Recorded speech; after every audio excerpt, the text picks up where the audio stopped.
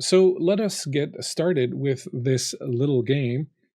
Our little game will take place at a college somewhere in upstate New York called Brynwood. And before Sarah reminds me that there's no music, I'm going Also, thank you to Varl for giving all of us a night move to start Ooh. off the game. Thank you, Varl. I did not see that go by. Yes, you can, if you want to help out the players, you can donate some bits and get the players some night moves. The night moves allow them to avoid criticals and to buy an automatic success. So, all sorts of good stuff. Thank you, Varl. As always, you are a total gentleman. We appreciate it. Yes, we're giving out the Bob Seegers. That's exactly what we're doing out here. We're just handing out Bob Seeger left, right, and center. My friends, let us begin as soon as I found my notes. As I was saying, the game we are playing is set in a small liberal arts college in New York called Brynwood, and the I guess the particularity of this college is that it belongs to a former Toreador Justicar, Annabelle Caravaggio, who, after she retired from her duties as Justicar, was given the right to choose a domain somewhere in the Camarilla, and she chose this college. And so that is where our little game is set here tonight. And as we begin, let me tell you a little bit about Brynwood Liberal Arts College. Brynwood Liberal Arts College is nestled on the edge of the small, almost forgotten village of New Carthage, a place that could easily be overlooked by the casual traveler hidden beneath a thick canopy of oak and maple trees that have stood for centuries. The college, an ivy-clad institution that seems as old as the land itself, rises from the misty valley like an artifact of some distant age. The architecture of the campus is a mixture of Gothic and Victorian styles, with weathered stone buildings adorned with a dark green ivy, their pointed spires and turrets casting long, languid shadows over the cobbled paths. In the fall, Brynwood takes on an almost otherworldly quality. The air is crisp, thick with the scent of damp earth and decaying leaves.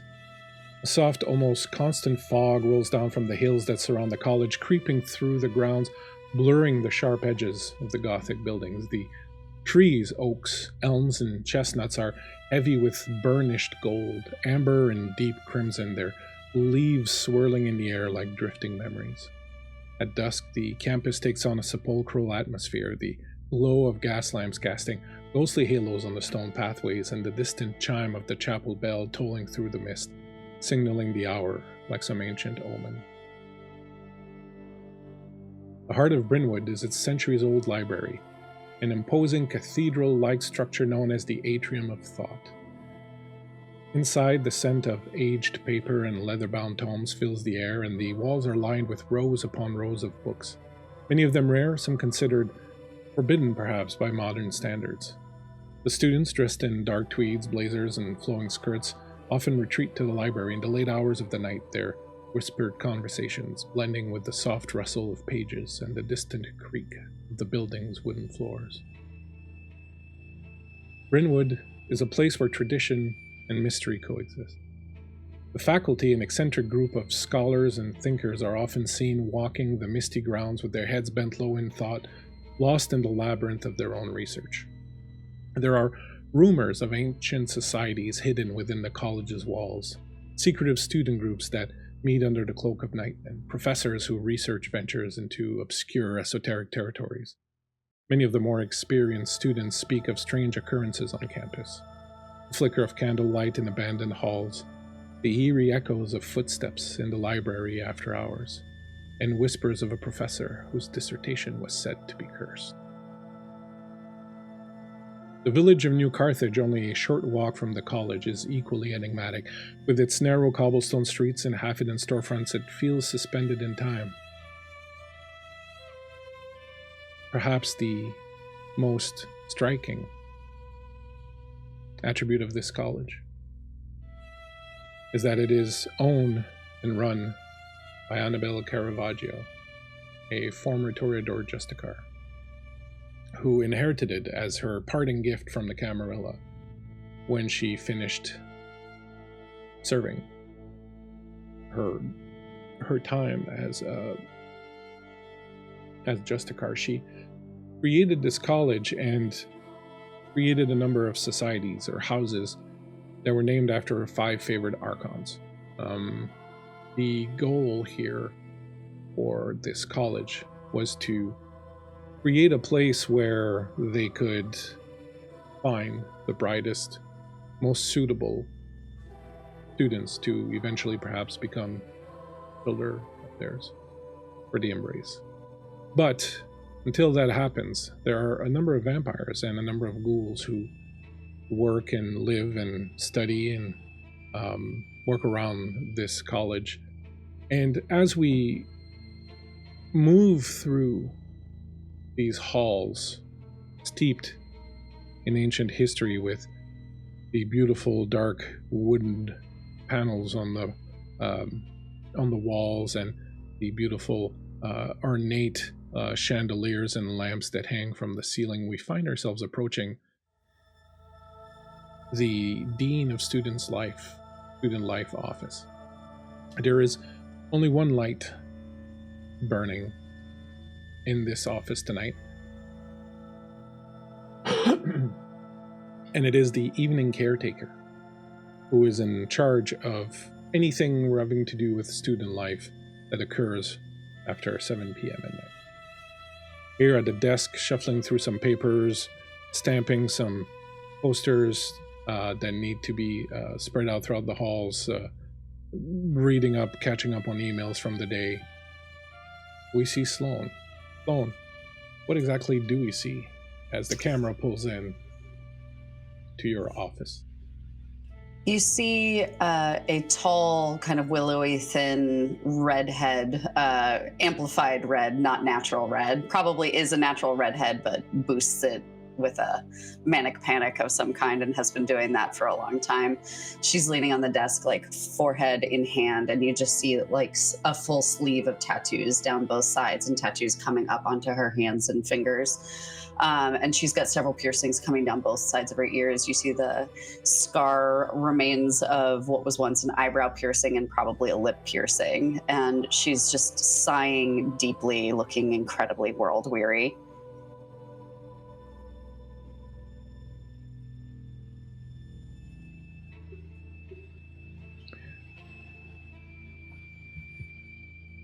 What clan are you?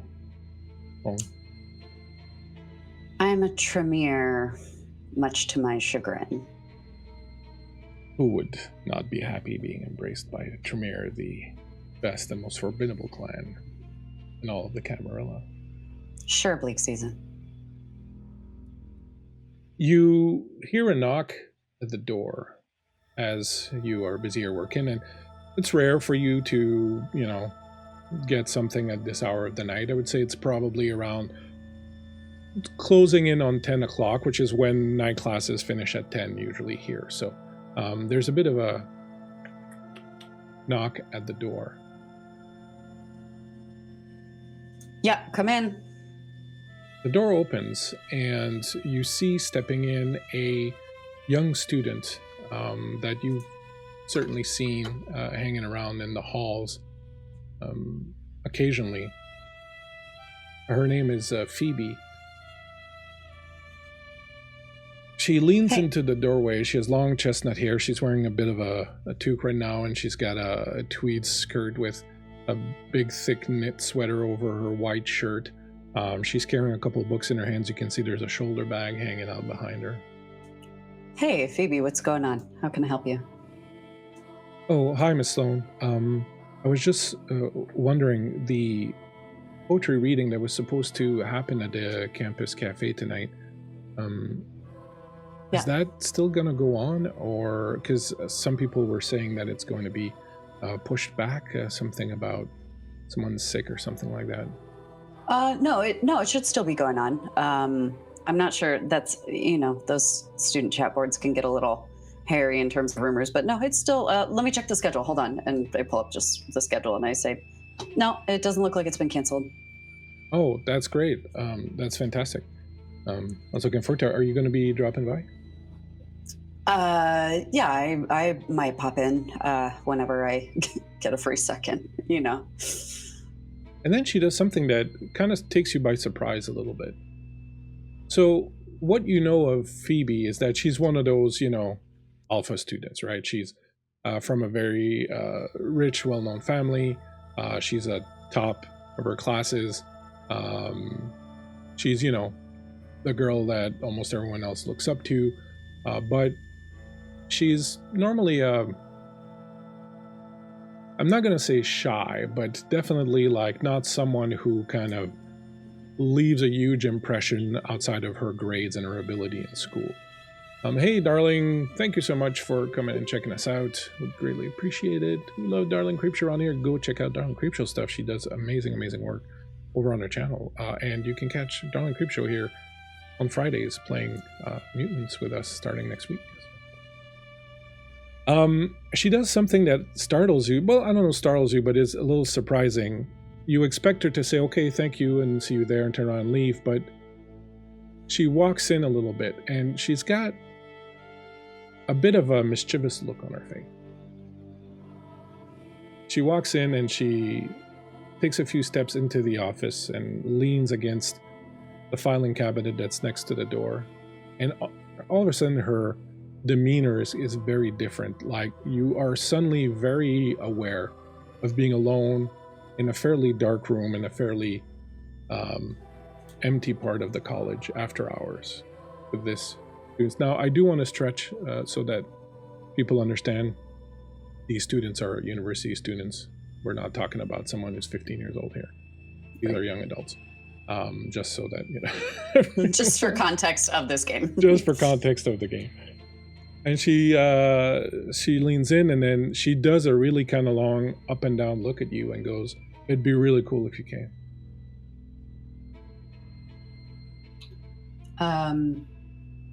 Yeah, I'll see what I can do and what time I get off. Is there anything else that I can help you with? No, I just hope you do manage to get off. Okay. Sorry to be, I don't mean to be curt, but I'm going to get back to work to see if I can get out of here in time for that poetry reading. So, unless you need something else, I should probably get back to it. She hesitates for a moment and then kind of steps up, and you can see her making up her mind, like she wasn't sure exactly what she was going to do. So you're kind of getting the feeling that, like, there's something going on, but she then steps a little closer to the desk and says, "You know, Miss Sloan, they say a lot of things about you." Oh, yeah? What do they say about me, Phoebe? They say that you can be very friendly, and that those who manage to be friendly with you, well, sometimes they get special treatment. Wow, the fucking academia rumor mill. Phoebe, no. I, in point of fact, make a very clear boundary between the relationships I have in my personal life and those I have with students.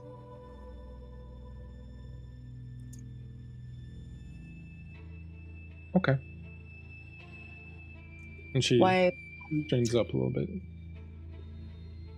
Just out of curiosity, where did you hear that rumor from? You know, it's just the kind of thing that gets around. I'm sure. Have you been spending time at the road? Is that where you heard it from? The road? No, it's not my kind of place. A little too lower class.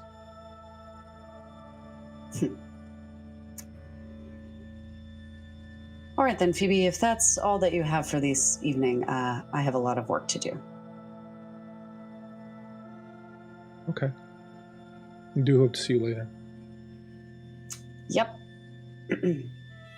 She turns around, walks in, stops in the doorway, and then looks over her shoulder in this very kind of both alluring and kind of what the fuck way in some ways. Like, you can tell this is not super natural for her. She looks over her shoulder and she goes, I do hope you get off then. Then she walks off into the darkened corridor. Please close the door behind you. Fuck, God.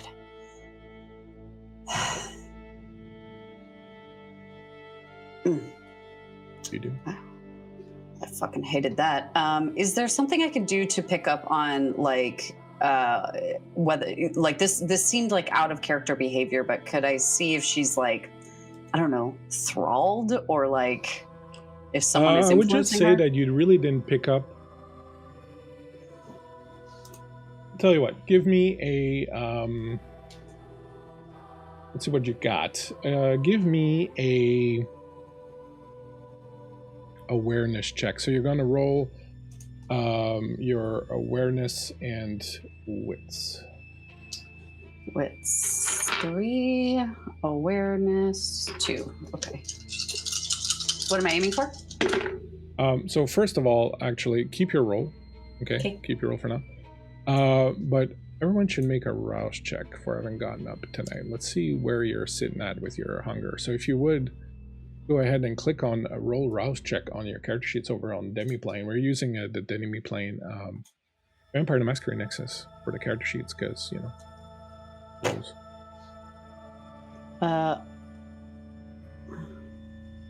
Wait.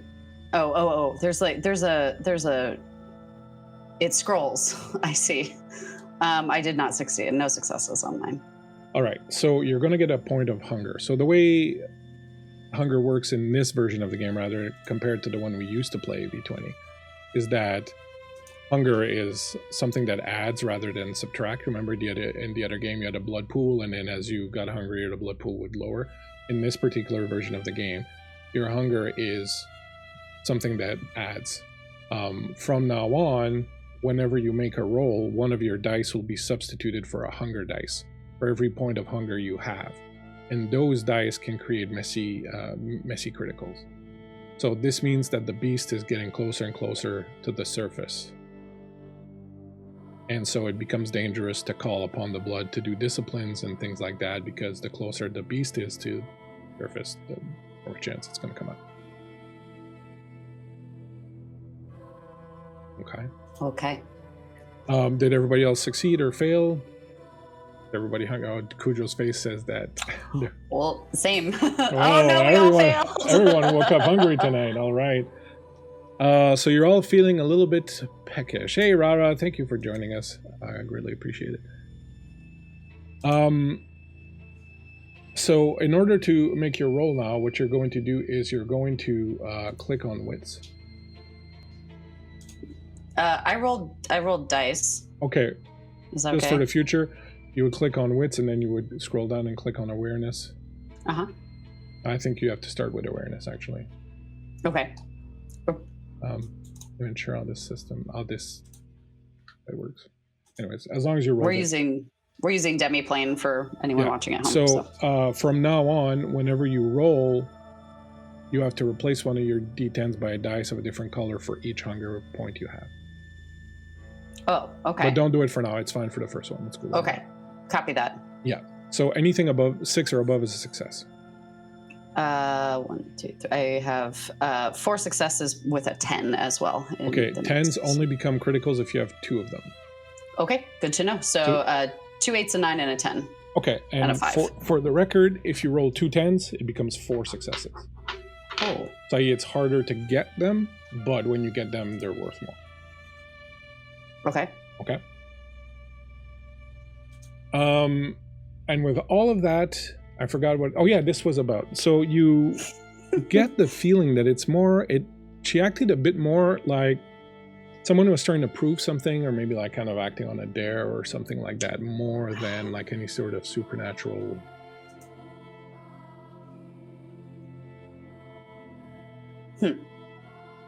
And as she leaves the room, I just mutter under my breath, if I find out that fucking Tabby has something to do with this, I am going to turn her inside out.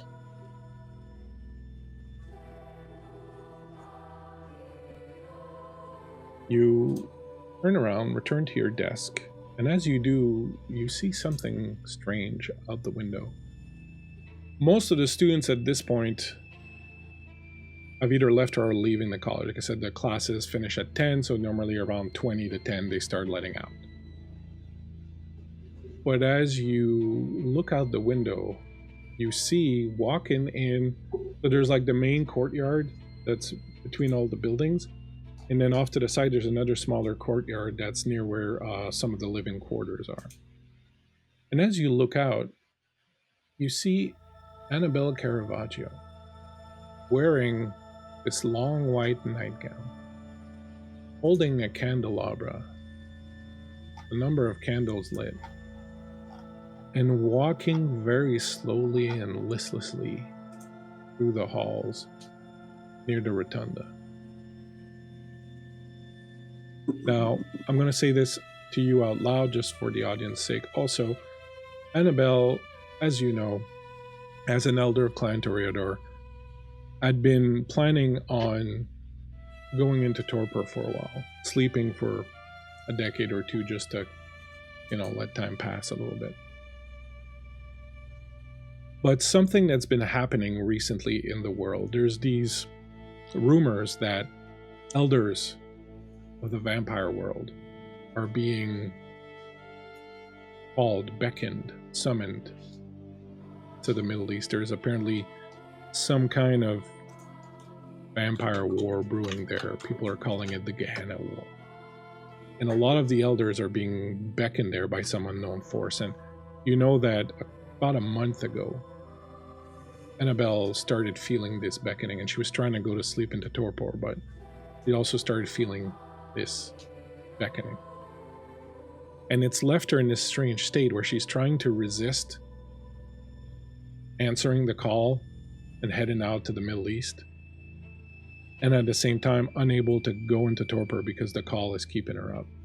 And you yourself haven't had a lot of experience with Annabelle, but Thomas Darcy, who is the associate dean who kind of runs the school, the Tremere, he's a Tremere also, he deals with her regularly, and he's been saying that she's been acting very, as I said earlier, listlessly, apathetic, barely able to rouse herself to feed, yet unable to actually go into torpor or sleep or do anything.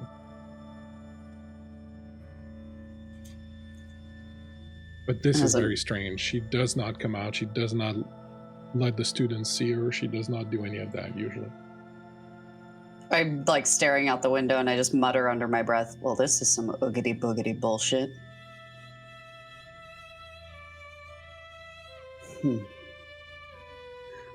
I like quickly shut down everything in the office and like grab my keys in my bag and close the door behind me and lock it, and just slowly start to make my way out to just follow like several paces behind her, hopefully to not rouse any suspicion. Okay. Excellent. As you are doing that, Cujo, my dear Cujo, you are in your evening class. Oops, wrong person. You are in your evening class that you've been taking. The class is being given, it's a special speaker. There is the poet in residence who has been chosen for the year, who is a person named Shay Tarbell. And Shay was given a interesting class in the evenings about the intersectionality of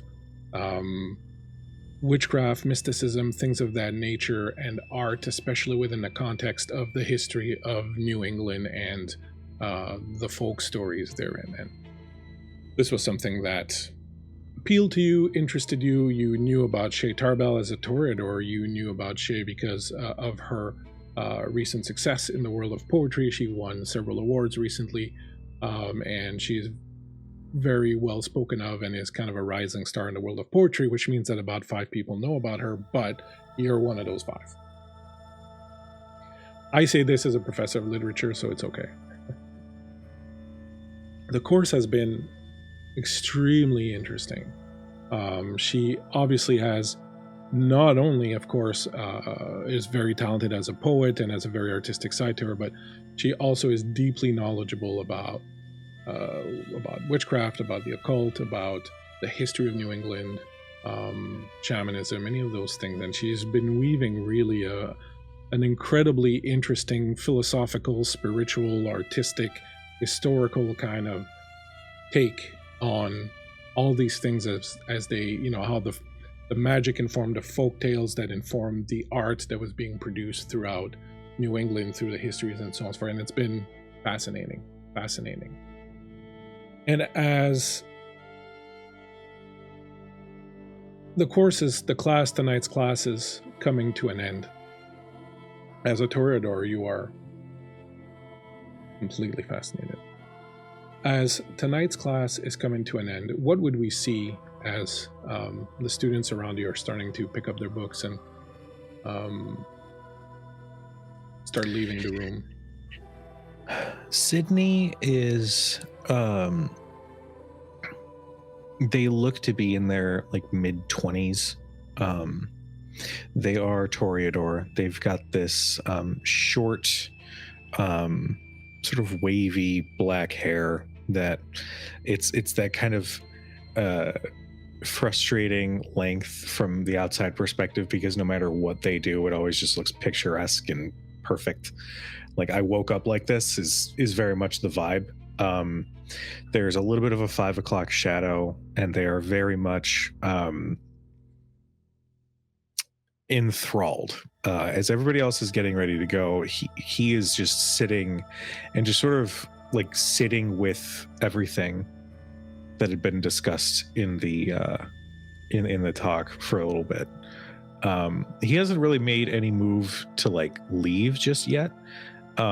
There's a lingering thought of maybe trying to steal just a tiny one-on-one conversation, but that teeny little bit of hunger kind of like pangs in him, and he's like, I should probably pick a better moment. Well, interestingly enough, as you say that, you see Shay, who is saying goodbye to some of the students, is very obviously making her way towards you. All right. One thing to note is that Sydney's features are very much human-like. He gives all the signs that he is a regular student at this school. His flesh is warm-looking. His eyes are awake. He doesn't have any signs of his vampiric nature, but he will sort of rise as they approach and just sort of give a friendly smile. Enthralling. I was kind of mesmerized the whole time. I apologize if I was staring a little bit. It was just so much to take in. It's quite all right. I must say that I rarely find the level of attention, rapt attention, that I get from you night after night, but or week after week, rather, among the student body. But I can tell that you're someone who's very invested in what I'm saying, so I'm not taking it in any way, shape, or form that would be uncomfortable for both of us or awkward. And I hope that you're going to take what I'm about to say now also as something that is not meant to create any sort of awkwardness, but rather it comes from a place of deep curiosity. Your name is Sydney, right? Mm-hmm. Yeah. There's something different about you. Now, like I said, don't get me wrong, I'm not trying to flirt. But there's something, and I've been thinking about the word to use for a little over a week now, so please believe me when I say that I've put a lot of consideration into it, and that I don't mean it in any sort of derogatory way.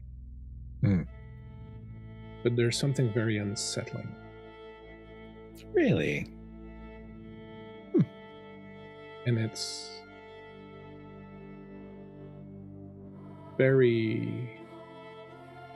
piqued my curiosity.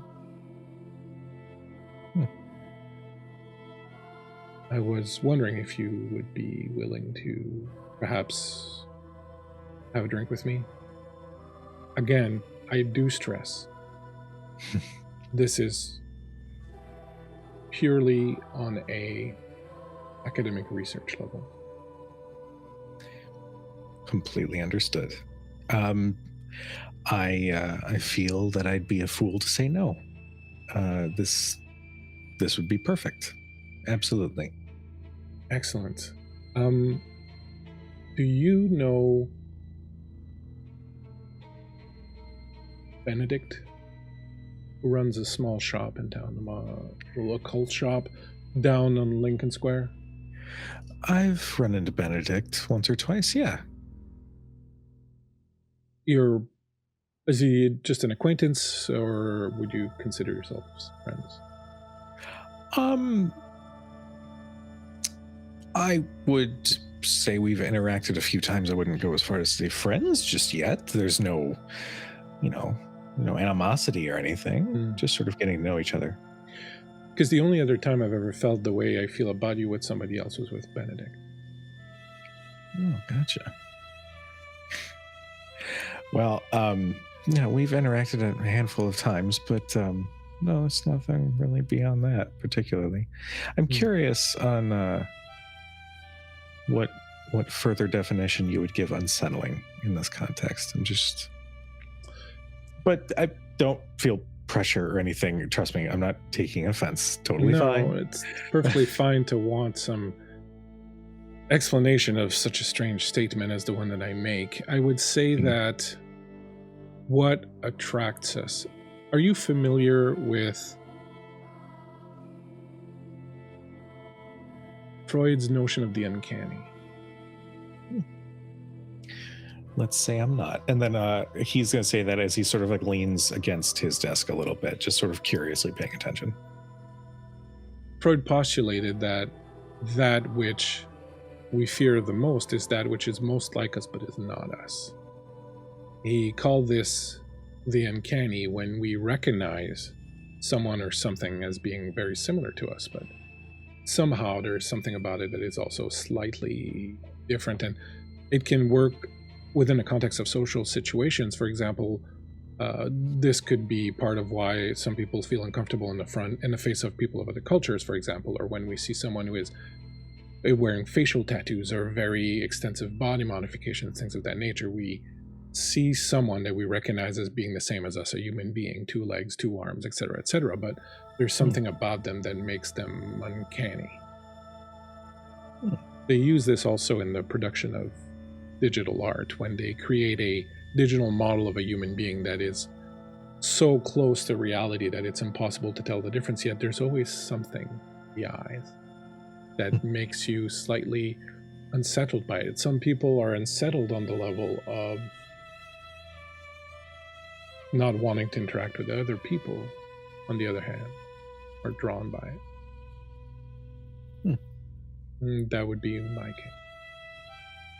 I've always been drawn by things that are slightly off-center, slightly different, slightly not what they should be.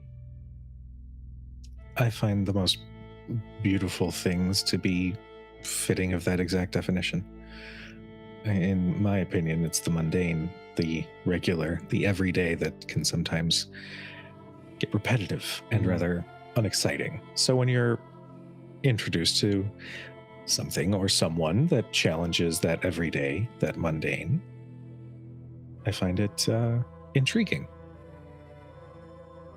A beautiful face with just the perfect little anomaly that most people would consider a defect, a little bump in the cheek right next to the nose. That just makes it somehow even more perfect and beautiful.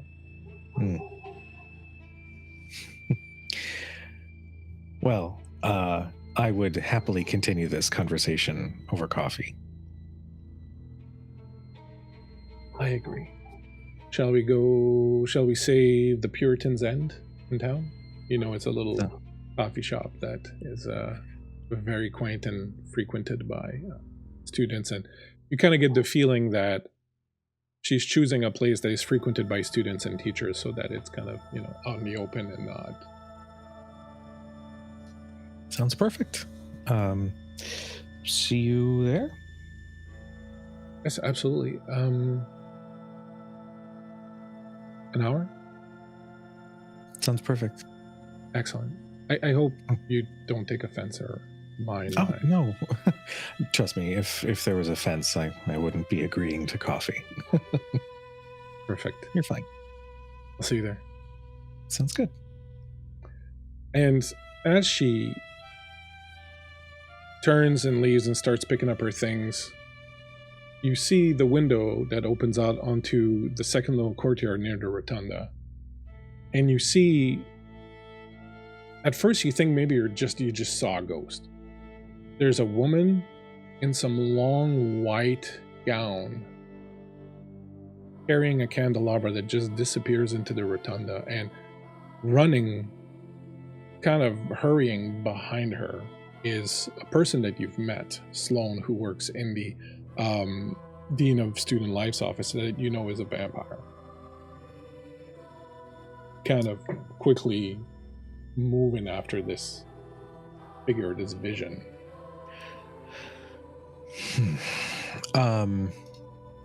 Sid will, I guess, do like a cursory look just to see if anybody else like made eye contact with that as well, or is it just me? No, you see other students like at the far end of the courtyard kind of walking away and so on and so forth. Nobody else seems to have noticed. Okay. I'm going to try like sneak out. If there are people like having conversations right at the door, he's gonna like just sneak past them and then try to follow. You pick up your things and head out into the corridor that leads out to the small courtyard. Meanwhile, nearby, Ramona, you are also finishing the evening's class. You are not a student, however. You are a model. You have been modeling for this particular student class for a few weeks now. They're doing a lot of work with light and with the darker skin tone and kind of trying to learn how to paint darker skin tones. And you've been sitting, lounging, lying down, standing, taking different positions under these very light setups, while a group of about 5 or 6 students working at easels around you have been working mostly with paint, but a little bit also with charcoal and graphite and things of that nature. The class has ended. The students are packing up their gear. Tell us, what have these students been painting and drawing? I think from the quick glances that Ramona has been able to glean, either through seeing the works they've done or watching the frustrations on their face, there's potential.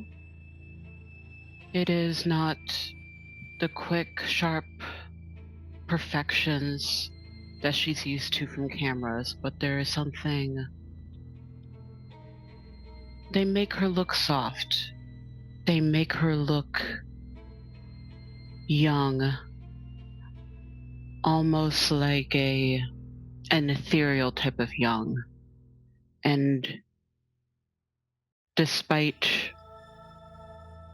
how older she's feeling, it is that type of comfort of them focusing hard on the youthfulness and of the beauty of the etherealness that gives her a sense of calm. And what have they been looking at?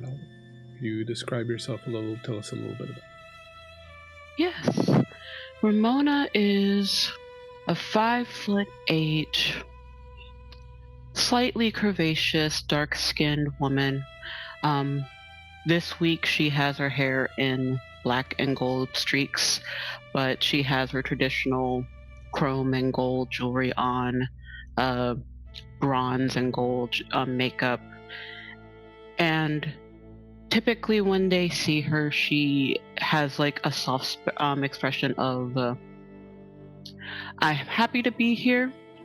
Probably don't talk to me because I look a bit tired type of energy.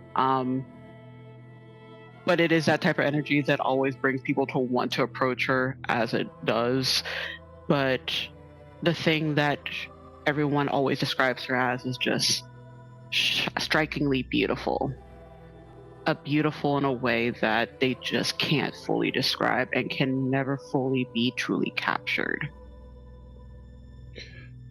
And tell me something, as a member of Clan La Sombra, have you been using any of your powers to mess about a little bit with the shadows and the lights as these students have been trying to capture the ethereal beauty that is Ramona? No, because she already knows just her skin tone enough is already going to be a challenge for these people. But she is at least trying to keep up the blush of life to shows at least the rise and falls of her breath. She'll take a break every now and then just to do be a bit more statuesque for people, but otherwise she's not paying too much attention to that. And I wanted to ask you before we began, but I didn't think of it, and now here we are. And just for the sake of knowing, was Ramona posing nude or not? Not today. Perfect. She will do that. She's fine with it. Excellent. As you are kind of, coming down from the bench and sort of starting to pick up your things and getting some water or whatever it is that you would do, you hear a little discreet cough behind you. I'm sorry, Miss Ramona. Yes, how may I help you? Hi. You turn around and see this young man. His name is Luke. He's been in this class since the beginning. I would say that he gives you a kind of... what's his name? The actor who played the new evil guy in Star Wars, the new Star Wars stories. Adam Driver. Adam Driver. He's giving you young Adam Driver vibes, and from the way Kato said that... I understand why people find him hot. I kind of want to take his lunch money, but I get it. Yes, I'm just like, oh, okay, I guess. Okay, cool. He's giving you that kind of young Adam Driver vibe with the, long wavy hair and the glasses and the kind of nerdy look, but he's kind of a little stocky. And he's like, I was wondering if you would do me the honor of accepting this, and it's fine if you end up just burning it. But I did want to give it to you. I think it's the best thing I've ever done, and, well, in great part due to you. And he hands you the image he's been working on, and as you see it, you're stunned. Like, it is way above and beyond anything that anybody else in this room has produced. There is incredible talent and skill there. You can see yourself leaping off the page. You can feel the power and the darkness that's in you. And one of the things that's kind of interesting is that the way he's drawn the shadows and the light on your body and on your face is completely different than what was the lighting setup was providing then. This is... Luke, I don't understand why you would say that I would burn something like this. This is beautiful. Well, I just assume that this happens all the time. People giving you these images of you that they've done hoping to perhaps catch your eye, your attention, but I assure you that that's not what I want to do. I simply wanted to thank you for having allowed me to create what I think is the best thing I've done, truly. Well, I accept this praise as I don't think this is going to be your best work, but I can't wait to see what is truly your masterpiece. You flatter me, madam. And you do me a kindness. Thank you. Will you be here next week also? I guess I can check my schedule. I'm just kidding. I'll be here. Excellent. We rarely get to work with a model of your caliber. It's an interesting challenge to try and capture the essence and power that emanate from you. And physical beauty is one thing, and we get beautiful models in here all the time, except that one time when they brought in this guy that I think used to be the gardener here, but that's a different story. But to work with someone who's got an aura like yours is very rare. Well, what can I say? The photography and videos don't really capture as they do. I was wondering why I'd never seen you before.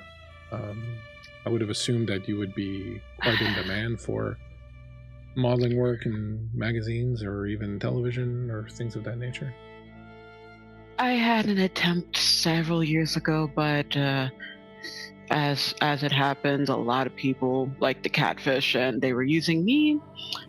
So it kind of turned me off to the digital art world, really.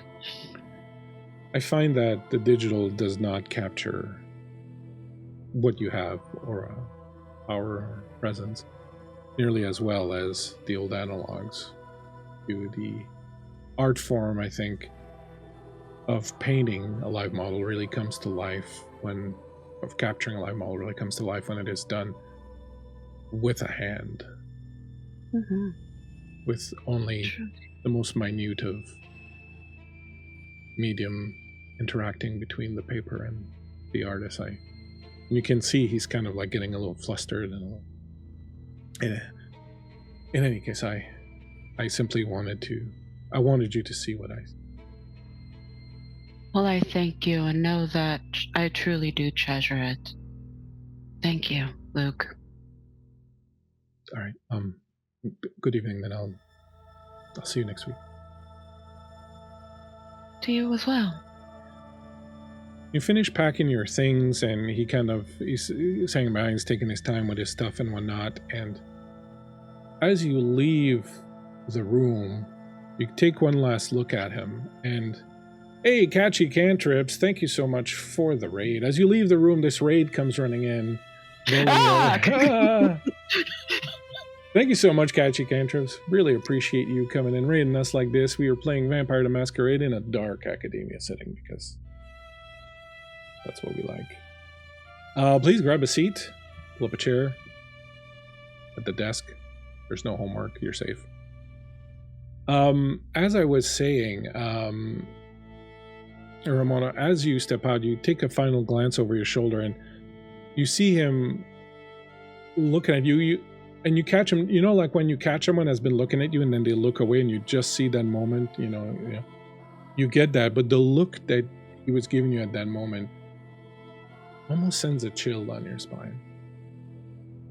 There was something predatory about the look that he gave you. And as you're maybe hesitating or thinking of calling him or you're not too sure what to do, I would like both you and our good pal Cujo to both give me athletics and dexterity rolls as you come barreling around the corner, Cujo, and in front of you is this person who's just stepping out of the room and stopped and hesitated for a second, and now you're on top of them. You said athletics and dexterity? Yeah. Okay. I got 3 successes. With a success, I got 1. I'm gonna die. You're gonna have to explain something to me. How do you roll that on Demiplane? You click the pips for each thing, and then in the bottom left, it'll say like what you've selected. Okay, so you would click dexterity, and then you would click athletics. It's not doing it for me. Or athletics. Not the. You don't want to click the word. You want to click the number, or if you don't have anything in it, that's space for them. Excellent. Thank you. I was trying to. And then you click the dice in the bottom left corner. And this should calculate, since you've done your rouse check, it should calculate automatically your. Yes. Excellent. Thank you so much for teaching the GM how to play this game. It's similar to Foundry, so not much of a learning curve. How many successes did you each get? 1. All right. 3 with 1 success on my hunger die. I don't know if that matters, but No, you're fine. Ava, Ramona, you see someone just coming in at you, like you kind of freeze. You're like, I can't get out of it. I'm just gonna have to take it. However, Sydney, at the last possible moment, you realize what's about to happen, and you manage to twist your way out of it. But in doing so, your feet slip, and you kind of like tumble a little bit. You're not taking a bad spill, but you tumble. Your books kind of go flying everywhere. Papers and whatnot just sort of spread and start falling around in a rain, and then academia rain around Ramona. Ramona, you're standing there, and you automatically recognize each other as kindred, as vampires, as soon as you see each other. My apologies. Sorry. And he's gonna start picking up the random, charcoal sketches and everything. It's fine. Oh my goodness. Are you okay? Oh, fine. This is nothing.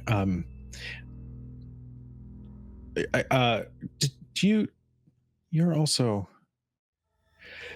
There might be something interesting happening. I just was merely on my way there to take a look.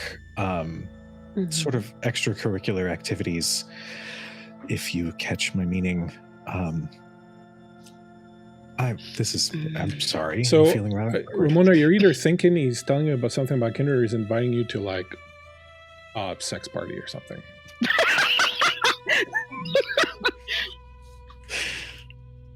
I mean, it could also still be a Kindred thing. What type of activity? He'll smile a little, and just so one of his fangs kind of extends for just a little bit before it sneaks back in. Oh, just... I kind of figured, but also at the same time, could still be a sex thing. I listen, I completely understand. Just want to make sure we're on the same page. Sorry about that. You're fine. You're fine. I really am caught feeling a little awkward. But if you're interested in finding out what's going on. Yeah, sure, I'm nosy. Hold on, let me put this away and I can grab it before I go home. She'll put the paint on the work that Luke gave her, like in a nice closet area, just to make sure it's not in the way. Sydney's gonna catch a glimpse of the artwork and just, oh wow, that's exquisite. I know, right? Sorry, that is not my place. I should not be looking at somebody else's art like that. Oh, I just recently acquired it as a gift, so please. I'll probably be asking you about the artist once we have a moment. I suppose get to know each other. I'm Sydney. I apologize. I probably should have led with that.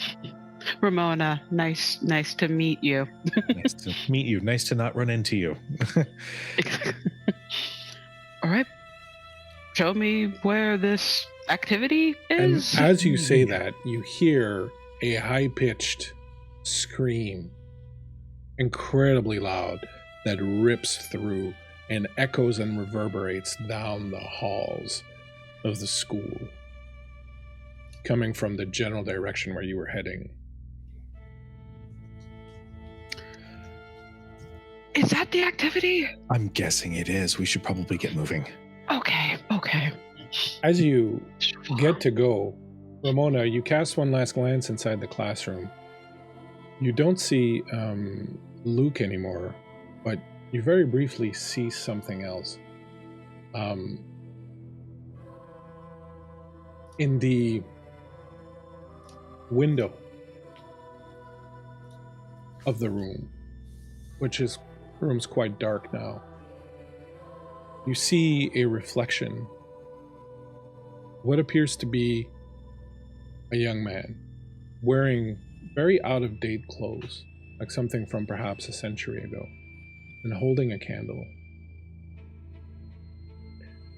And the strange thing is that when you look at it, it looks like it's a reflection from someone that's inside the room.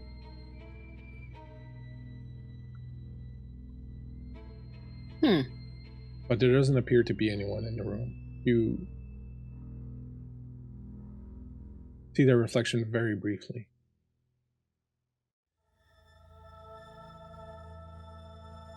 Everything all right? I'm not sure. Let's go to the noise. Let's walk and talk. I think I saw someone in like old clothing, but it was doing like a weird reflection thing. I'm not sure. As Ramona's saying that, Sydney is going to use a power. Sense the unseen. Just as we're walking and talking and whatnot. Just, may as well. Just in case there's anything else happening in addition to the blood-curdling scream. All right, go ahead and give me a roll. I think it's wits and aspects or resolve and aspects.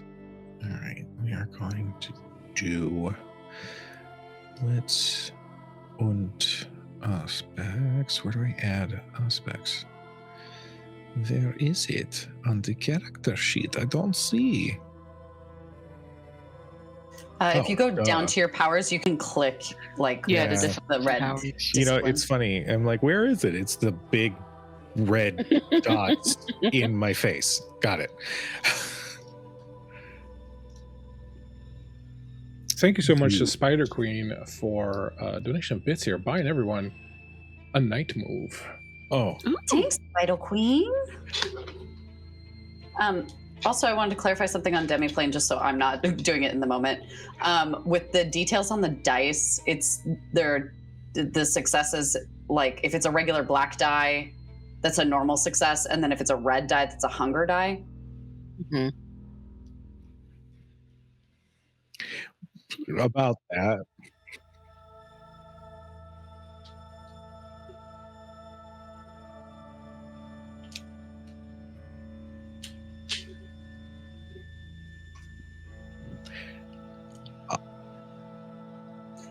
And the grayed out one with the pip in the center is considered a failure, or no?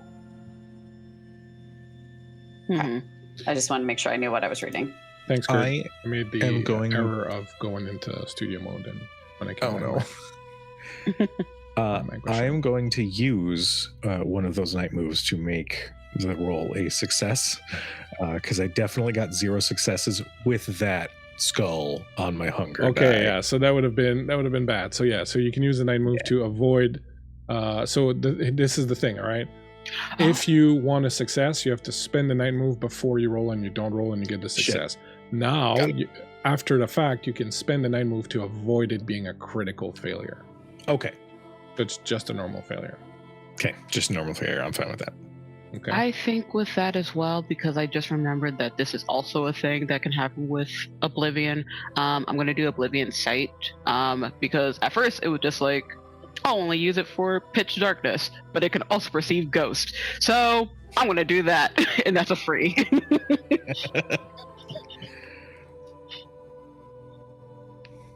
No problem.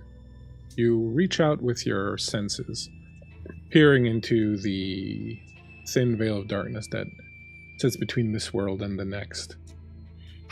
And you don't sense that there's anything out of the ordinary. Well, it's not that. Well, perhaps it's just the night. Who knows? Who knows? I mean, schools can be haunted. Maybe this is just a different type of haunting. Who knows? Maybe. And as they're like walking / running, whatever pace Power it is, walking. power walking. At the idea of it being haunted, there's this teeny little smirk on Sid's face. It's like, Ava, Raven Sarah gave you a hail, which gives you a night move. Ooh, thank you. Meanwhile, back at the rotunda, I always wanted to say that. Back at the rotunda, We are fighting. Sloan, you watch as Annabelle disappears inside the rotunda. The door closing behind her. And as you approach the door, how do you approach it? What do you want to do? Like, do you go in? What would you like to do at this point? Do you see her go in? The door closes. You are a few feet away from the rotunda. What would you like to do? There are a few students left that are kind of loitering, being slow in leaving the what's the word? The area in between the rotunda. The courtyard. Courtyard. The quad. The quad. That's the word I was looking for. That was the word you were looking for. The quad triangle. You like my quad? Sit on your hands. I would like to implement my heightened senses power to kind of key it up. So it's going to be wits plus resolve to kind of hear through the door directionally where she's going, and I want to try and be as like discreet and stealthy as I can on that. Okay. So I'm not going to make you roll on this the stealthy, because the second you approach the door, you almost regret turning on your heightened senses, because you hear this incredibly loud, high-pitched scream that comes from inside the rotunda. It's loud enough that you feel some of the window panes kind of shaking and rattling. And then it lasts, it's very short. It's kind of like a ha, and then it stops. And you look and you can see that some of the students are kind of looking around a little bit, but they haven't really picked up exactly the direction where it's coming from, but you know it came from inside the rotunda. Okay, well then I'm heading in towards the sound. I'm not stealthing at all. I'm just seeing what's going on. You move in, throw the door open, walk in. The rotunda is has been built up to be a kind of little again, what's with me in the words tonight? You're doing great. The remember that place in Westmount where the library was with the plants that we went to? What do you call that? It's like it's not a conservatory, but it's like a... Oh, no, yeah, it's a conservatory. Yeah, okay, it's like a conservatory, so it's like that. So there's all these beautiful plants and trees and this flora from from all over New England and beyond, and it's kind of just this kind of little... it's kind of like a greenhouse, basically. It's not a glass house, but it's kind of like this greenhouse. And as you walk in, you see all these beautiful plants, and there's little tables and benches and places for people to sit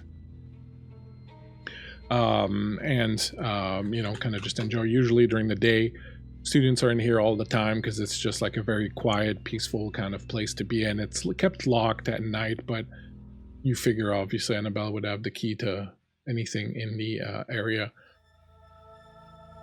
You walk in and you find Annabelle standing in the middle of the room. The candelabra has fallen to the ground. The candles have fallen off, rolled away. There's just one that's still kind of burning. And she's hugging herself and she's shaking. Hey, thank you very much for the follow. We appreciate it so much. I kind of scrabble over to her and kind of grab her by the face and go, "What's wrong? What's going on? Talk to me." She appears to be not there. Like her eyes are rolled back in her head. She's muttering under her breath. Does your character speak Italian? No, but I'm a professor of philosophy, so I imagine. Well, I imagine that Sloan probably speaks Spanish from years of working in service industry, so she has. So you get a kind of basic idea where you get that she is saying something along the lines of, "No, I don't want it. I don't want it. I don't want it." And she's shaking, and you can see that blood is starting to sort of slowly seep out of her pores at her neck, and it's starting to stain her white night shift that she's wearing. I kind of start. I just try to like gather her, like I'm panicking because I just don't know really what to do, and I just I call out that help. We need help in here. And as you are approaching Ramona and Sydney, you hear that help. I need help in here, and you smell blood on the air, but not just any kind of blood. You smell kindred blood. It's got that powerful potency to it that tickles the nostrils just right and makes your beast give a little deep down in your chest. What would you like to do?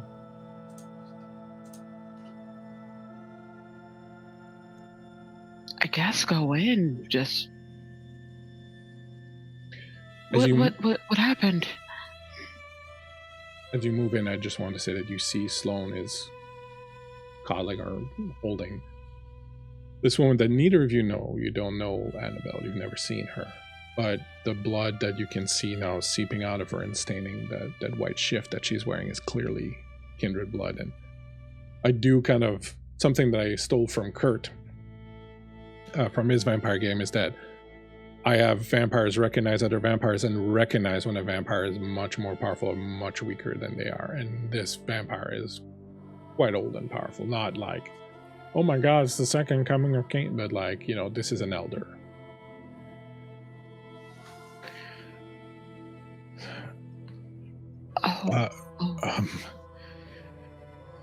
This was unexpected. Are we allowed to be here?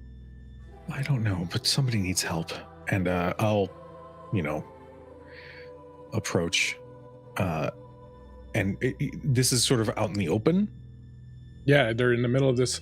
I said this rotunda that's like got all these flowers and plants and stuff inside. And it's like this beautiful conservatory of plants and rare plants and whatnot. And it's dark right now. There's just a little bit of moonlight that's coming in.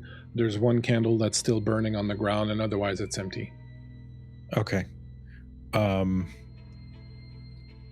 I sort of kneel down next to Sloane. What happened? I don't know. She screamed. She was walking through the quad like Lucy Westenra, and suddenly she's in here and she's covered in blood and something is happening. There's something going on. I think her blood is boiling from the inside. Okay. Okay. Okay.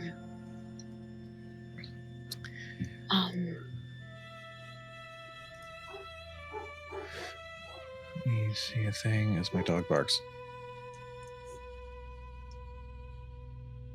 Help. Let's go around the table and see what you want to do. And if what you want to do is just stand there in horror, that's perfectly fine. So let's go with Sloane. What's Sloane doing? Oh God. Okay. And she's only saying, she's not speaking English. She's only speaking Italian. Yeah. She's freaking out and writhing. You also know, and I just want to reiterate, I'm not telling you to do this, but just because this is something a character would know, like Thomas Darcy's the person that you call when there's a problem. Like he's the one who runs and plays the other Tremere. So just saying that you have that in your back pocket. And I will pull out my phone in my back pocket and like immediately hit it and call him on speakerphone. Okay. Let's go continue going around. What's Ramona doing in this particular moment? This is going to be a bit more of a question. Yeah. So, one of the Oblivion ceremonies I have access to because of the Oblivion site is the Traveler's Call. And I honestly did not think it would be something I could really do because it's usually tied to the cult that the power came from. But I would like to try to use it to maybe contact my sire, and the only thing I'll write in the book is, boiling blood, what do? I am literally just reading up on that right now. Give me a second. Yeah.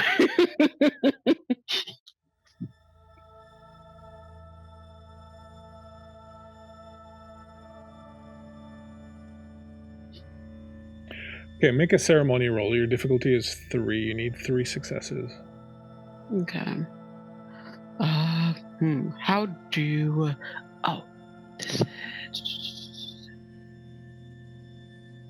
How do I do this in this game?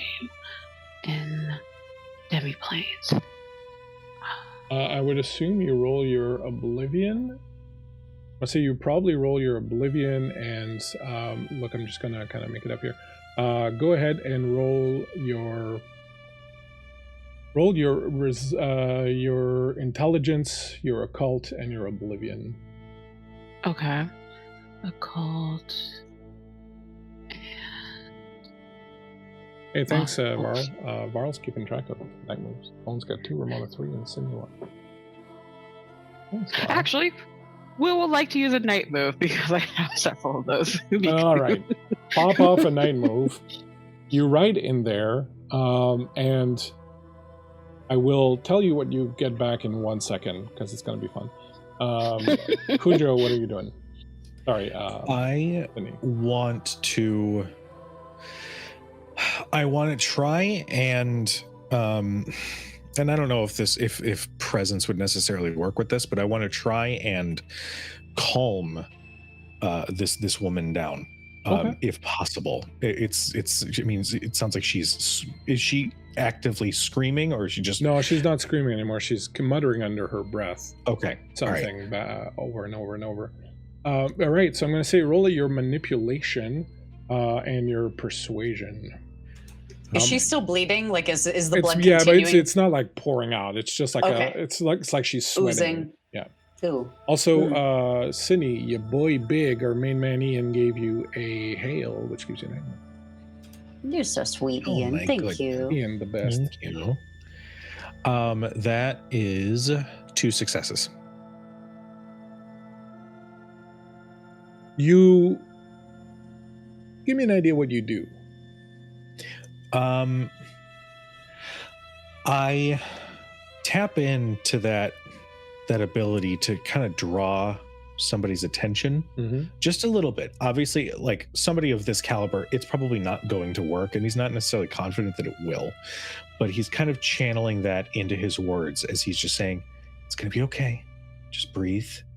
Can you tell us what's going on? Just speak very calmly, sort of see if I can't, step into her vision so that she has to like look at me and maybe key in a little bit to try to get her to tell us what's going on. As you do that, her eyes start to unroll from the back of her head.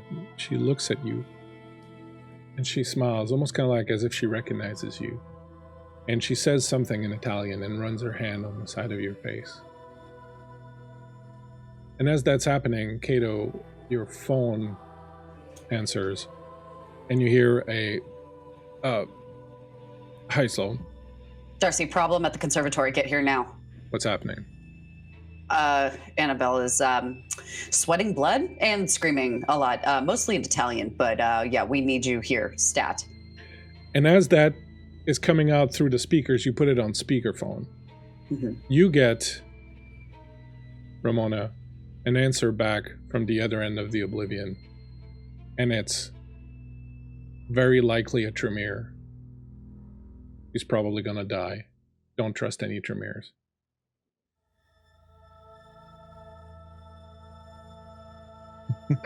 How do I figure out who's a Tremere? Ah! Okay. Could have told me how to find out who Tremere is. And this is internal. You send that to someone, blood boiling. What do I do? Blood boil is a Tremere thing. Okay. Okay. She's running her hand. She stops muttering. She stops shivering. You can tell that the blood is stopping to seep as she's caressing Sydney's face. And then she speaks in Italian a little bit. And when she sees you're not reacting, she switches to English and she goes, "You're one of the blood also. It's so nice to see one of our clan members. Yeah. You're so beautiful." And she runs her thumb on your cheek. That's very sweet. Can you tell us what's going on? She leans in and grabs you and pulls you close to her and gives you a big hug, and you can feel all the blood just sort of start seeping into your clothes. They want me to go. I want to go. They're all dying. They're all dying. They're all dying. The blood is spilling. So much blood. So much blood everywhere. And I don't want to go.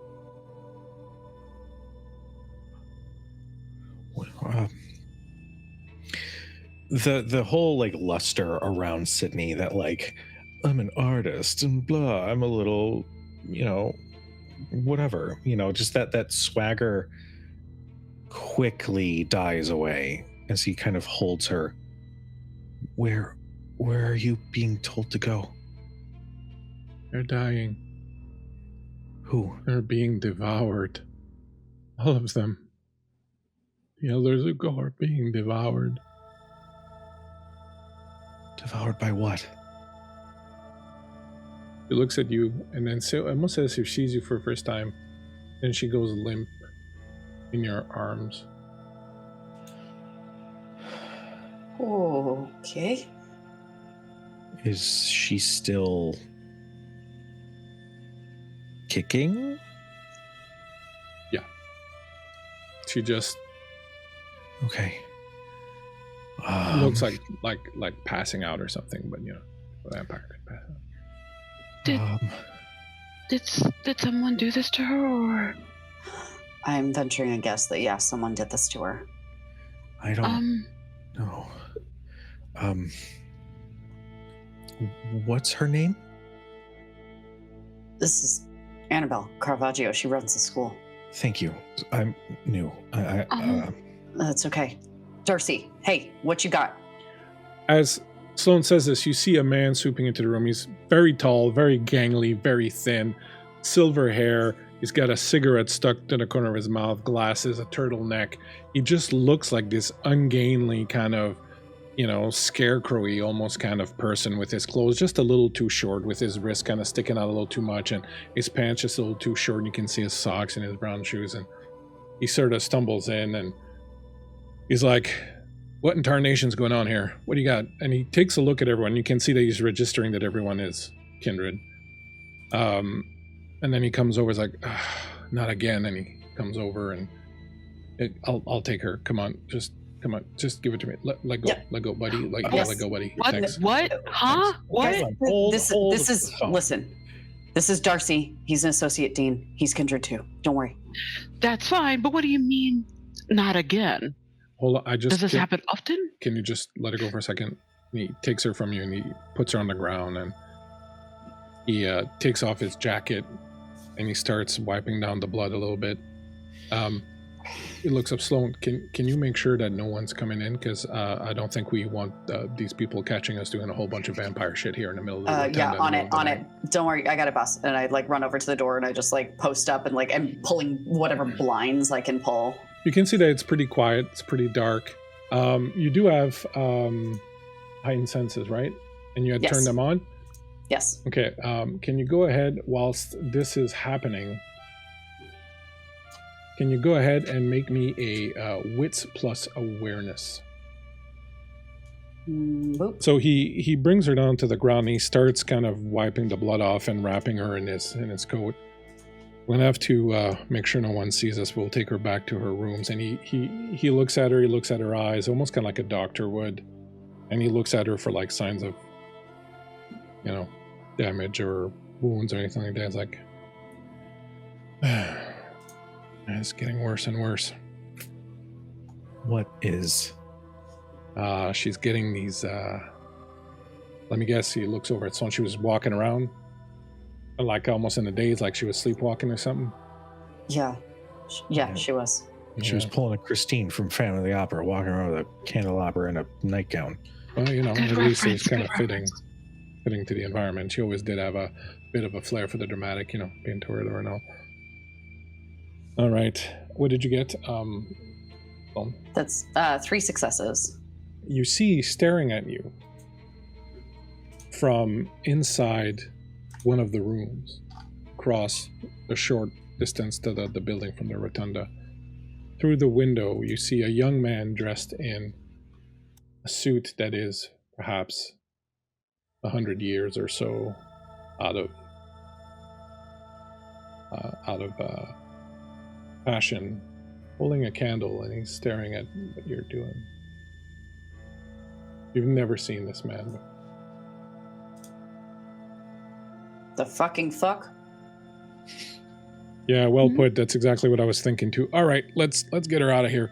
Ken, he looks at you. Is Sydney kind of buff a little bit, or no? The sigh. Oh my god. You told us there was no Just need for combat. hold on. What? He's looking to see if you can carry her. Oh, okay. Sure, I have a strength of 1. Let's do this. He's like, no, you're gonna drop her. Sloan. He looks at Ramona. Make yourself useful and go by the door. Make sure there are no students around checking us out. And Sloan's gonna help you carry her. Please don't drop her.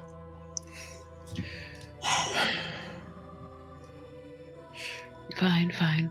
Don't worry, I know what I'm doing. Clantrum here. We always solve everything. Oh, okay. Doubt, but okay, sure. I would like to use Daunt. Use Daunt? So as we're like making our way out, he's basically putting out that look a fucking way. Okay, excellent. Just before that happens, though, Darcy will come up to you, Sloan, and go, what's the matter, kid? Boss, she's sweating blood. Yeah, but no, also, I know, but what were you swearing just there? You saw something outside?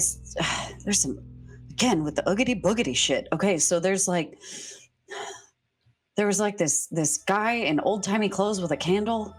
Oh, the Carthaginian. Who the fuck is the Carthaginian? That's just local ghost. Yeah, but I just saw him. Yeah, people have been seeing him for 100 years. Is that said out loud? Because just if that... Yeah. I saw him earlier. He was in the art room. I saw him. Yeah, he's usually around this area. He's usually around the rotunda, around the art department stuff. Once in a while, he'll wander into the philosophy department, but then he leaves right away and fucking name him. Is he a ghost? Because I try to do a thing, and usually ghosts can be seen, but I didn't see him with that. As far as I know. So, I hear there's some weird stuff going on with ghosts right now. Anyways, apparently the fucking Giovanni shit the bed over in Venice, and like the spookies all over the place now. But you know, great. Yeah. Anyways, coast clear. Yeah, I think so. Okay, I put a pin in that Carthaginian. Vigo. Okay, got it. You graduated from here? Color me shocked.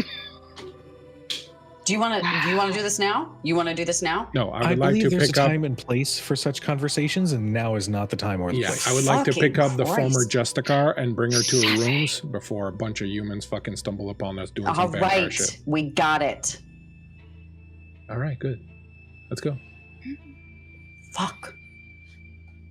You pick up the body of Annabelle, and with Ramona and Darcy keeping an eye out and making sure that you are not seen, you manage to take her through some darkened halls and back around back ways, and you approach the little sort of mansion type place that is off limits to students and whatnot. That's in the back of the school land, the school property.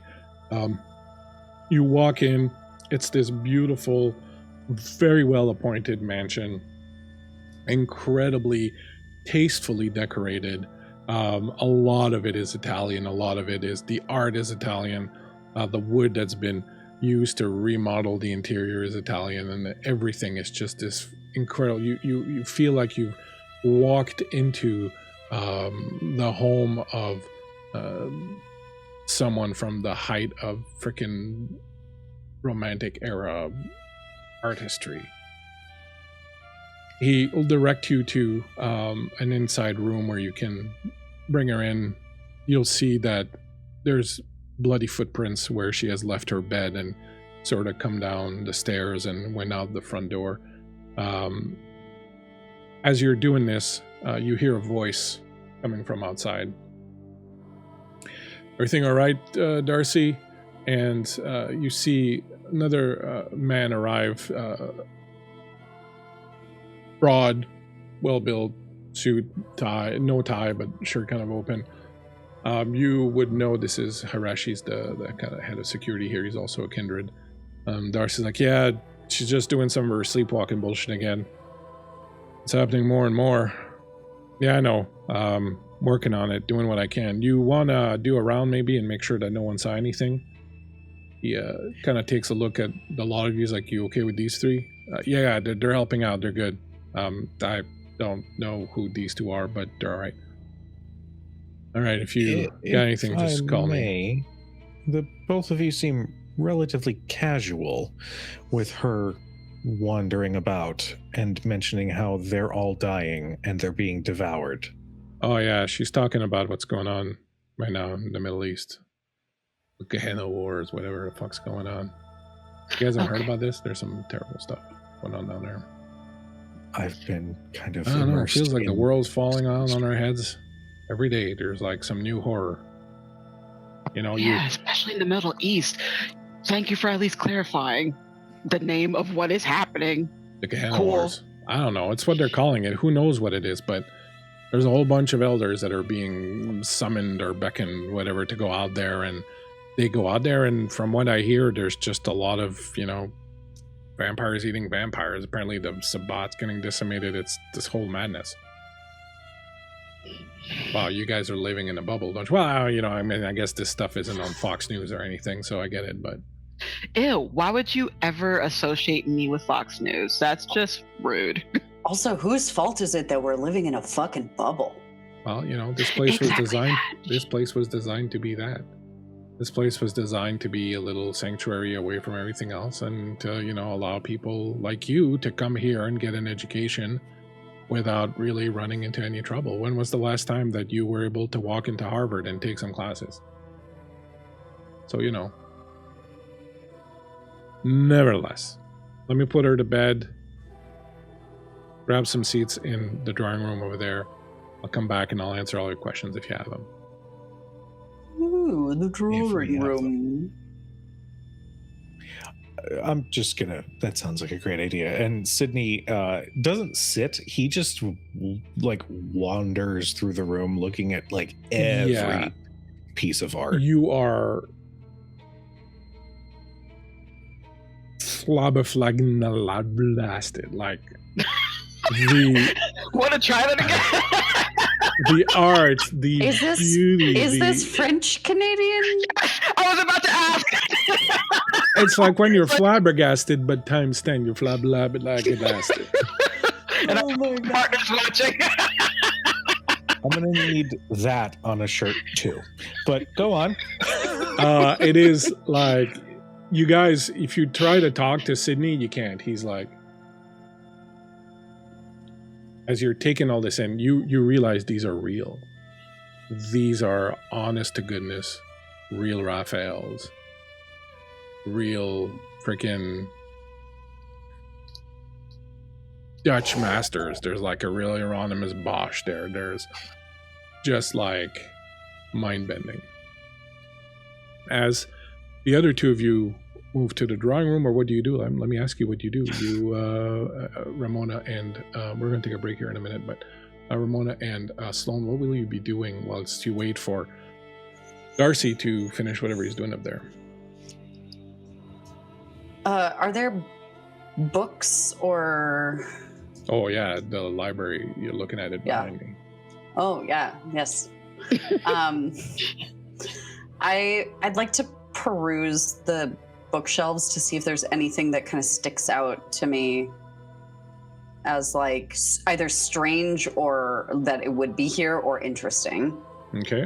And you're looking at the paintings and the art, and what is Ramona doing? Kind of something similar, but I want to access my lore sheet, the Kindred iconography. Mm-hmm. She's an iconographer, so she can at least pick out symbols of like Kindred symbols and whatnot. So I think kind of similar to what Sloan is doing and looking at like the books to see, oh, I wonder if any of these are Kindred books, or The people that she's seen so far, to see if maybe she can make connections as to what clans that they may be a part of, especially from that warning from her sire. Okay, is there a role that goes with that? There Or do I invent is something? I add 2 to academic roles. Okay, so go ahead and make an academic and intelligence roll for me. Sloan, go ahead and give me an investigation plus wits. Copy that, boss. You don't have to give me anything, Cujo. I'm just going to tell you what you find because you're going to find it. Intelligence.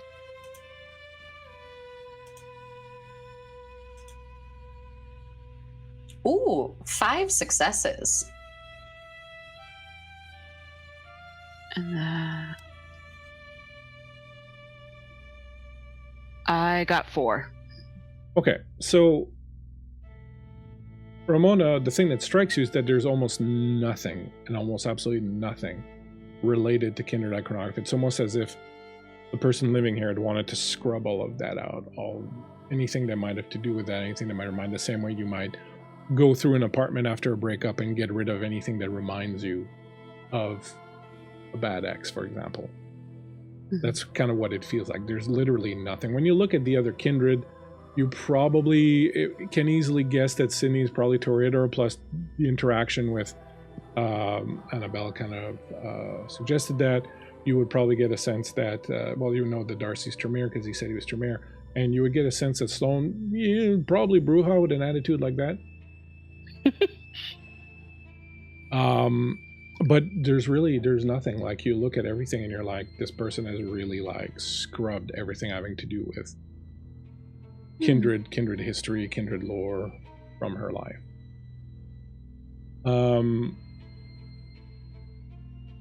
Sloan, you go through kind of same thing where you realize there's a lot of stuff that should be there that's not, like a lot of, making her like books and all that, and you figure she's a Justicar, she probably didn't want to have those former Justicar, she wouldn't want to have those things kind of out in the open. Everything that's in here, a lot of the books are art books, or books about art, or books about artists. There's really not a lot that's about politics or history or anything like that. A lot of it's kind of about art. There are a lot of originals. You can date back originals going back almost 900 years. There's just a lot of really, really beautiful art related stuff in here. The only thing that kind of draws your attention perhaps a bit more is amidst one of the bookshelves in the middle, it's all open bookshelves, but there's this small section in the middle that has 2 doors that are closed. About this big. Well, I'm going to open that. You try, it's locked. Can I get creative? You can get creative. So we don't see any like leather-bound Nancy Drew books. She's not like just full of shit. And there is a whole bunch of leather-bound Anna Green Gables books. Great, cool. This tracks 100% for what I've seen so far. Can I find a way to like pick that lock? Because I have larceny points. You have larceny points. Well, go ahead and be larcenous, my dear. Go ahead and roll your dexterity plus your larceny. Okay, this could go totally sideways. You also have night moves. I'm going to pick a night move. You spend a night move, and as you pull out a bobby pin and pull out, whatever a little tool on you, and you sit down to do this, you stop and you look over and you see a desk nearby, and you go over to the desk and you open the drawer and you see a beautiful ornate key sitting right in, and you grab it. Bring it back. Well. You slide in the thing, you unlock it. You hear a click of the tumblers. You open the doors and there's a book in there. It's a book of Little Bones. Hey, thank you, Little Bones, for coming in with the raid. It's about to go on break, but we really, really thank you so much, Little Bones, for coming in and for subscribing. You're the best, Bones. People, go check out Bones. Bones does tons of awesome content. The littlest bones on the internet. Littlest bones on the internet. Playing a lot of indie games. And it was fun when Bones was doing scary video games because Bones is baby and great. You open it up, and do you read Sanskrit?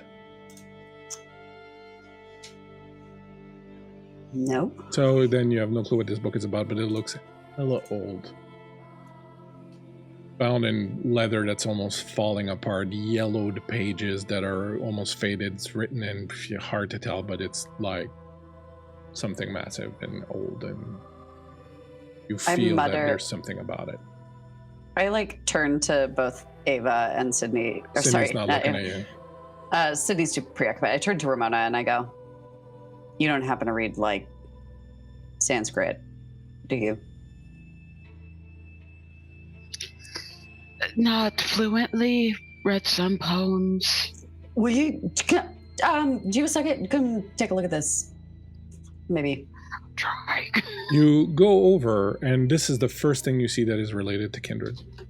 It's the first thing you see in this entire room that's related to Kindred. And as you look at it, you can't read it, but you recognize some of the symbols and the iconography on it. And you've heard of this before.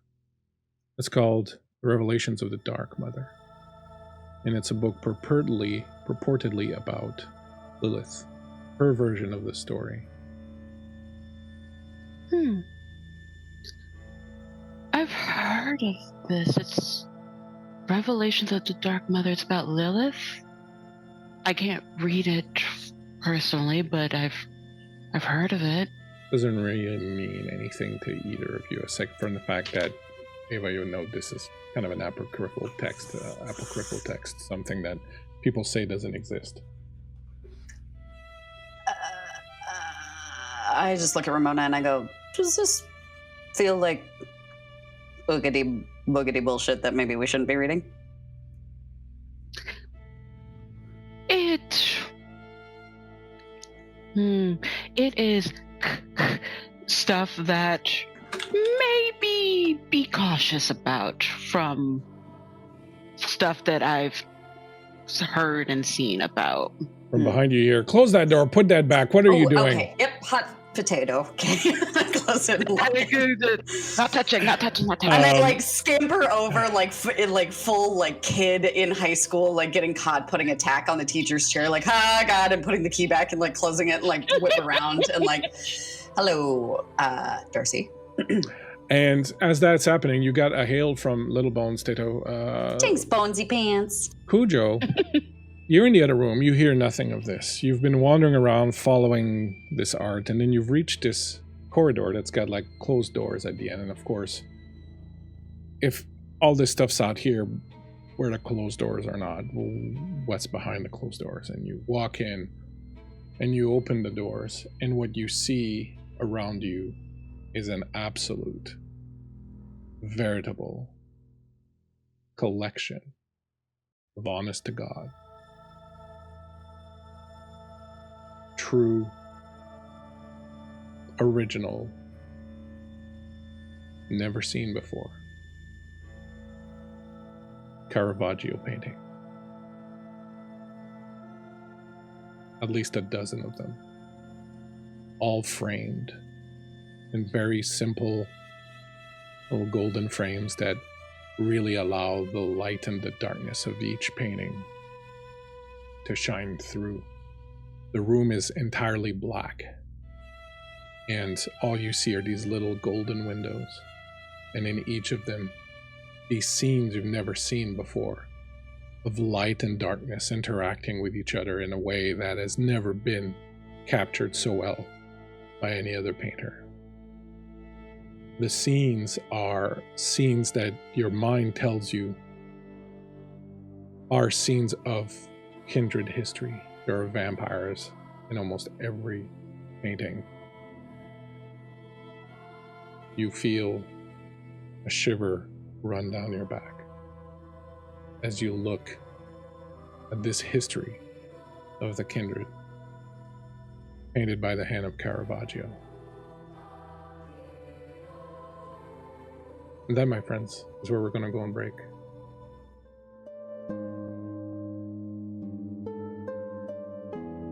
Thank you for hanging out with us. Thank you for sticking with us. We really appreciate you. We are back in the boudoir of one Annabelle Caravaggio, former Toreador Justicar, who now runs a private school named the Brynwood Liberal Arts College in New Carthage, New York. And our friends here are all people who either work here or are students here or have some connection to the place, and who have found the owner, Annabelle, wandering around like a ghost, dressed in a white shift, holding up a candelabra and sweating blood from her pores. They've called the Associate Dean, one Thomas Darcy of Clantermere, to come down and help, and now they've all repaired to Annabelle's home behind the college, where Ramona and Sloan have found old books that they probably shouldn't be messing around with.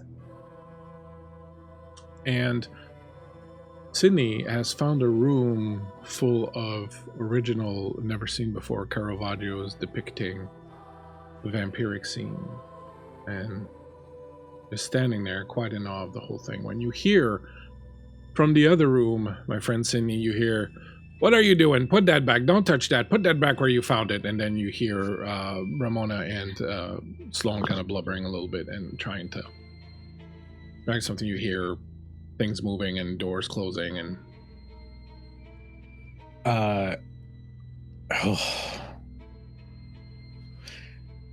he is going to wait until the last possible moment before finally tearing himself away from these art pieces to find the others. But he's like actively, like almost jittery, like they're incredible. They're beautiful. The paintings, they have Kindred history. It's really? Oh yeah, those things are a major breach of the Masquerade. Never tell anyone you saw those. And he goes and he sits down at the desk and he starts riffling through the drawers. What you looking for, Darce? Tom, grab a seat. Could you no, never mind. When I'm asking you, he gets up and he goes and he pours himself a drink. Go ahead and help yourselves. He comes back, sits down.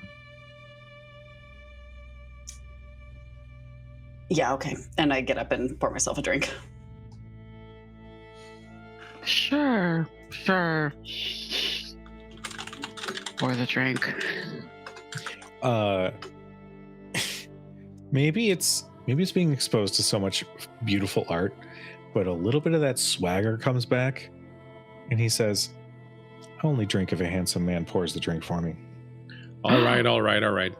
Darcy gets up and pours a drink and then brings it to you. He's absolutely not a handsome man, but he does his best. Hey, Ramona was thinking it. He still has the unlit cigarette hanging from the corner of his lips. You gonna light that ever, or just is it like set decoration? What's that? Got it. So When a Chortle. when a theater major loves performing very, very much. Mm-hmm. So I suppose what happens now? Why are we here? Is there a particular I don't know why you're here. Why are you here? Oh, what are you? Are you students here? What's going on? I came to be a student for a while. Okay, that's great. And you, Missy? First, don't say that to me. It's Ramona. Second, I technically work here as a model for the art department, and I take classes on occasion. Oh, well, that's great. Pleasure to meet you both. Thomas Darcy, Associate Dean. Are you gonna do the? As she makes the motion of like the Men in Black, like pen click. Are you gonna do that to us if we're not? Are we supposed to be here? You make it seem like we're not supposed to be here. I'm just covering bases of what are you gonna do to us? In addition to being a model and a part-time student here, are you also a mime? If they ask me to do miming. What is that? Darce, I know Oh. that you're 65 million years old, but she's asking if you're going to memory flash us. No, hell no. Why would I do that? You seem to be the very serious type, and I couldn't tell if it was a you personality or a clan personality. I don't know you, so Serious. No, no. Hey, I just run a school. No, and he's still kind of like rummaging through things and looking through things. What the hell did that go? No, no, I'm not gonna. No, it's fine. It's okay. It's a. You know, we don't want the humans to stumble upon us doing that, but you guys are in the know, I assume, right? You know you're vampires, right? Yes. not checked. Yes. All right. Well, I'm definitely gonna flash him. Can you hold him, Sloan? No. He pulls out so a you folder do and have puts a it on the hero. desk and slams the thing.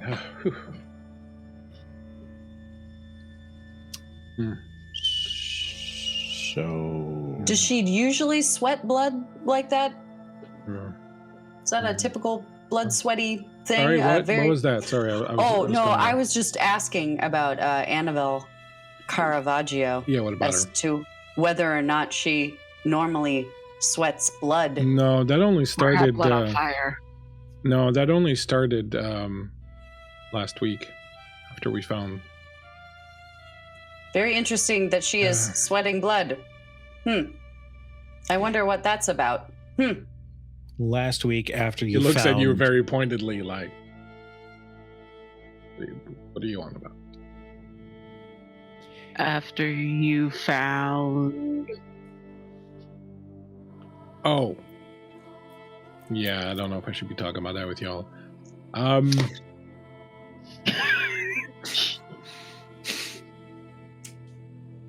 After we found the first dead body. Okay. Yeah. Yeah, What- now? Kindred? Buddy? No. Okay. Sloan. Yeah. You know Kelly Dow, the housemaster of the first house, who's off Yeah, I on know. maternal leave? Yeah, I know Kelly. Yeah, she's not off on maternal. She off on like sabbatical or No, she off on I'm dead leave. dead like how we're dead or dead like dead?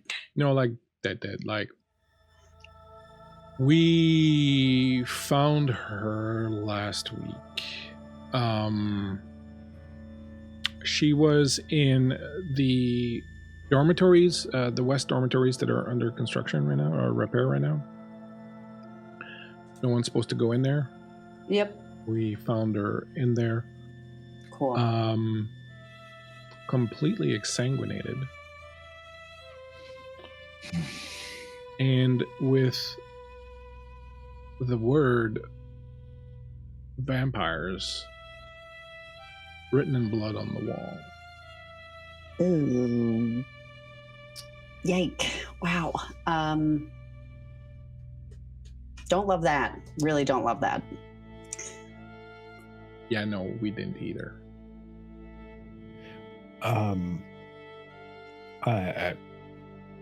Okay. This is going to be a strange question. Do any non-kindred know about us here? Well, Miss Dow, like all the other housemasters, was a ghoul. She knew that the school had Kindred. She knew about us.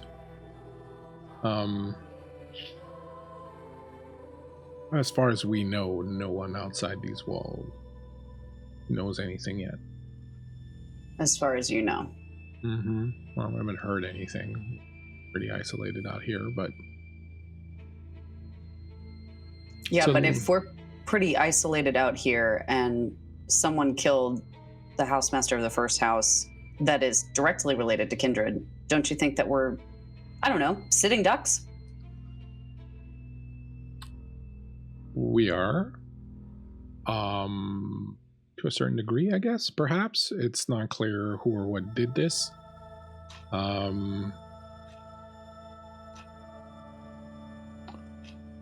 We just don't know. We just don't know. You said last week is when you found her. Is that you mentioned the first body? Is she the first body? Just checking to make sure that she's the first body. Only body. Okay, because you said first body, so maybe yeah, a little bit I know, but I'm a wary of you. pessimist. Yeah, well, And usually what else is new? when there's a body, there's a few more coming. But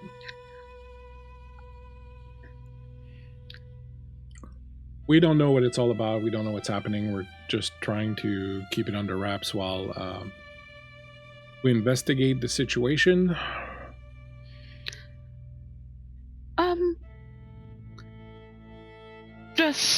This is me being kind of relatively new, just a couple years. Is this investigation just in a house, or is this something that a higher body, political body, is also aware of? No one cares about ghouls getting offed.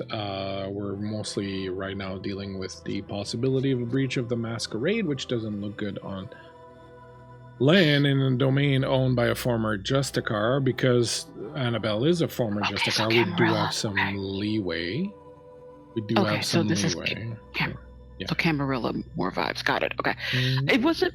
We haven't reached to that point yet. Like, there's no one that's been contacted about this. Like, right now, we're just treating it as an isolated incident. Trying to make sure there is no breach. Got it. If I may, you certainly may. If somebody is completely exsanguinated and the word vampires is written on the wall, and nobody reacts or does anything, then that is going to be the reason that another body will show up. Thank you. He opens the folder and you see a bunch of pieces of paper that at some point had been crumpled and have been kind of reflattened out. Like, well, you see, the problem we have is that in her fugue states, Annabelle has taken to leaving pages of her personal journal lying around the college.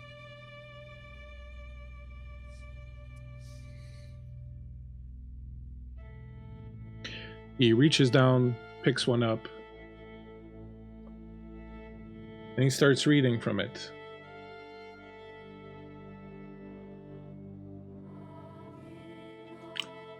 The soul, what a strange, delicate thing it is. A flicker in the void, a soft spark that flickers brighter with the brush of thought and the weight of blood. My blood, my precious eternal blood, flows from an ancient wellspring, cold and endless, and yet it is the warmth of the human soul that excites me, that makes me crave no hunger for life in all its bizarre, fleeting beauties. Liberal arts, of course, are the great puzzle pieces, the poets, the philosophers, the madmen with their ink-stained hands and their half-baked ideas about life and death. They don't know. They can never know what it is like to watch time unravel like a tapestry, to see the centuries fall away as easily as dust from an old tome. But they try, they try so hard to make sense of the madness. And I admire them for it, I do. They are fools, yes, but they are beautiful fools. The souls of these artists, these dreamers, are so tender, so pliable, like flesh in the hands of a sculptor. Blood, of course, makes the soul malleable. Without it, what are we? What am I? Thing of shadows, hollow and dry. A creature of whispers and night. A creature that thirsts, but cannot quench the thirst with anything but the blood of another. How deliciously tragic. So fragile, these mortals, so full of fire, they burn, don't they? They burn so brightly, they almost ascend. But in the end, it is the blood that calls them home. The blood that remembers. The blood that drags them back into darkness only to rise again in new skin. I love their confusion, their desperation. They believe so strongly that their words, their art, their ideas will save them. Save their souls from the void, from me. But it's the blood, darling. Always the blood. The soul is a myth, a beautiful myth, but the blood, that is real. That is everything. I will form 5 houses, 5 societies that will honor the 5 I value most. They will be the head of each society. Liberal arts are the smoke and the mirrors. The soul is the theory. The blood, oh, the blood is the truth. And in truth, there is only madness. And madness is so sweet. This was just out and about somewhere. Yeah, I believe this one was found in the tennis courtyard. Well, I mean, writing like that could be easily mistaken for a college 101 English course writing, considering how flowery and descript she likes to be. Fucking Toreador. Picks up another one. My dreams are of blood, coming in waves, swallowing everything. The blood rises like a tile but fails to recede. We drown. Drink as much as we can but still drown from the inside. How do we our quietus make when we cannot die? Suffocate, drown in blood, still hunger for more. Call me and I will come, slake my unending thirst on your blood and gift you eternal nights. But only if you show me your worth, show me you understand. Only if you desire it more than you desire life.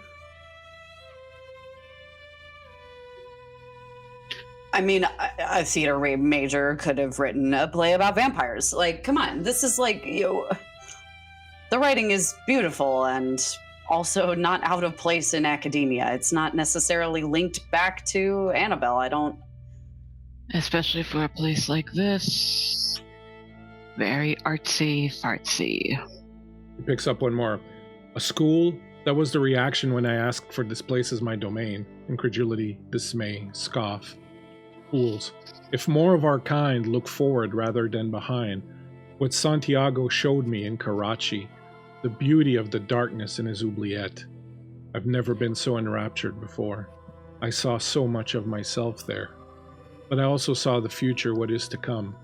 Preparing now is crucial, and what better place to prepare for the future, to fashion the future, than in a school? Okay, all right. I stand corrected. But what if people don't know those names? What if people don't know those names? I don't think it matters at this point. Oh, okay, yeah, you're right. Right now, yes, it could be discarded as the ramblings of a, what did you call him, a theater major, or is there such a thing? I don't know about that. That seems really sus to me. But let's say that there are theater majors. How do you not know that? I'm just kidding. I'm just trying to lighten the mood. Major is someone who's pining. I am just trying to. Poetry department. Poetry department. Poetry department. Yeah, but you see how this could stack upon itself and become a problem. Oh, yeah, for sure. She was sweating blood and screaming in the conservatory. Like, yes, it's a problem. It might be a bigger problem if this gets out, though. Counterpoint. Got it. Another question. Yes, my dear. The way that she's been acting, do we know if it's fully because of this Gehenna war, or someone could be manipulating her? From what I can tell, she has been hearing the beckoning, and she was just getting ready to fall into torpor. She had been sleeping already for several weeks when that began, and she's kind of stuck in a bit of a twilight land, a bit of a between line between the call to action and the torpor that she was slipping into, the sleep. And it's like she has never fully awoken from that, and she's constantly walking around in this twilight world. And I get the feeling that in some ways she's maybe reliving moments of her past, or is feeling things that other Toreador or people that she might have blood bonds with or something to that nature that are out there in the Gehenna Wars, feeling what's going on there. I mean, as someone as connected to the inner circles of the Camarilla as Annabelle is, you would figure that she would have sources of information and she would know a lot more about what's going on than we do. But if that's the case, why is everything so empty of information? It seems very bare here. Yeah. There is a problem that originated in Chicago a couple of months ago. A security company called Aegis managed to breach Kindred communications. Oh. Right now, the official word is no word. There is nothing that can go out on the internet, through cell phones, any means of communication that can be easily tapped. And so that's why we're getting drip-fed information about what's going on out there. And especially here, where we're already even more isolated. A lot of what I know has come from Annabelle herself. So,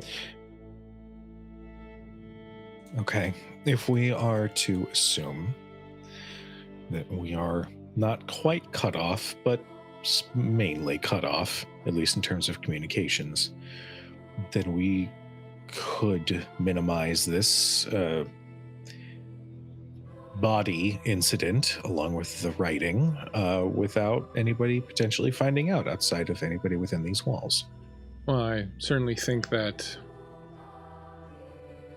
whatever's going on in the Middle East right now is beyond the scope of what we're living with here, at least for now. Annabelle is the only one that seems to be affected by it. We have to focus on this place itself not becoming a breach of the Masquerade, a problem, an issue. If this place drew the attention of something like Aegis, that could be horrible. Yeah, like I said, sitting ducks. Mm-hmm.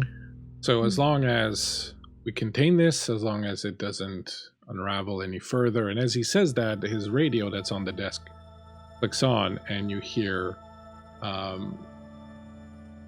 the voice of Harash from earlier, who says, "Darcy, it's Harash, come in." Darcy picks up the radio, is like, "Yeah, everything's secure. Yeah, the place is locked down tight, but I found another one. Found another body in the cafeteria.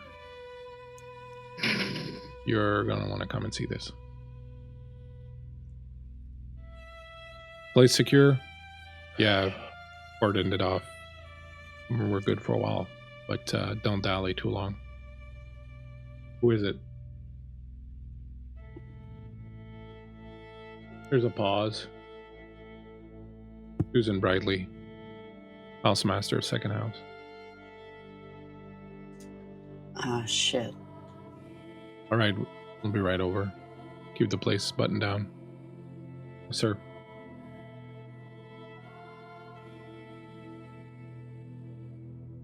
So someone's targeting housemasters. That means someone knows how the houses are connected. And what they mean to Just don't get what the point her. is. The housemasters are not the Archon. The Archons are not even here. Yeah, These but are maybe people they're that we've picking hired. off the underlings. Or maybe they think they are the Archons. They don't know better. They've discovered somehow that the headmasters, because the houses are representative of each of the Archons. Maybe that's what's going on. Someone's picking them off, but that means they can't make the difference between a ghoul and a vampire.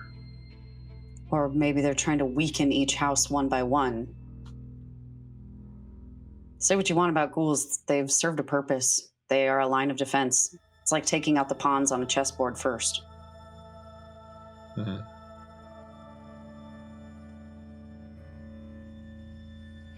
Unless... Actually, no, that makes sense. I mean, I think it's safe, at least initial impressions, I think it's safe to assume that this is Kindred business. I would like to ask Cato, as we're talking about this, your character might have picked up on a reference that was in one of the pieces of the journal, the Shakespeare reference. Yes, this quietus make with a bare bodkin. I'm going to make sure that I send you the information. Yes, this information that Bleakseason has surreptitiously sent me. I have it right here. It reads.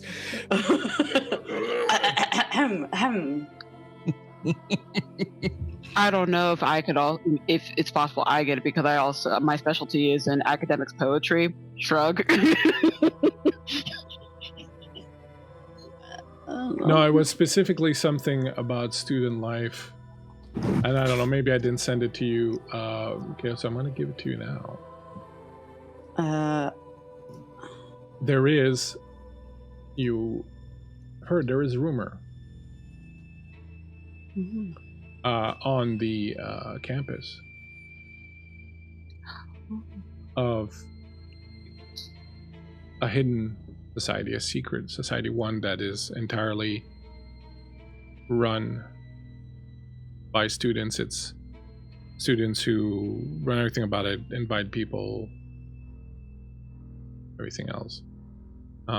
It's almost a myth, like there's never been, whoever they are, if they really exist, they've been very, very good at kind of hiding. It's super elite. And it's called Quietus House.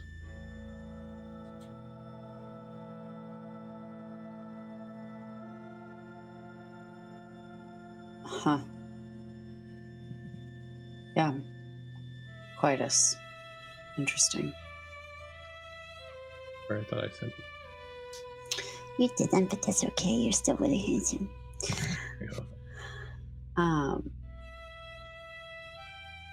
I, Cato, am drawing upon the Hamlet reference of... Oh yeah, I did send it to you. Huh. Yesterday, 11:31 a.m. You've heard the whispers, rumors of a highly secret and hidden society, the Quietus Society. But it's been hard to get much info about it. Students actually seem scared of talking about it.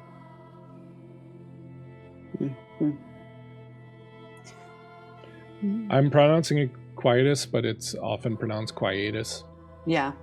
So I know it sounds like coitus, but it's not coitus. So, let's just get that out of the way right now. Coitus that. Sorry. So you of course, as a theater major, if such a thing exists, know what that line is about, right? Sorry. You know that. You know what that line is about, so you can draw your own inference. It's yes. I think Sloan will pause for a minute, kind of mulling that phrase over. I mean, death, quietus. Death by self or death by others. Wasn't there something? What is that about? What are you talking about? And he starts rummaging through papers. Can I see that? This yeah. one here. I snatch it and I take a look at the passage that has quietus in it. My dreams are of blood, coming in waves, swallowing everything.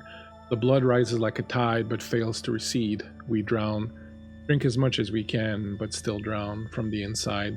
How do we make our quietus then when we cannot die? Suffocate, drown in blood, still hunger for more. Call me and I will come, slake my unending thirst on your blood, and gift you eternal nights. But only if you show me your worth, show me you understand. Only if you desire it more than you desire life. Oh, fuck. Have you... I don't know if...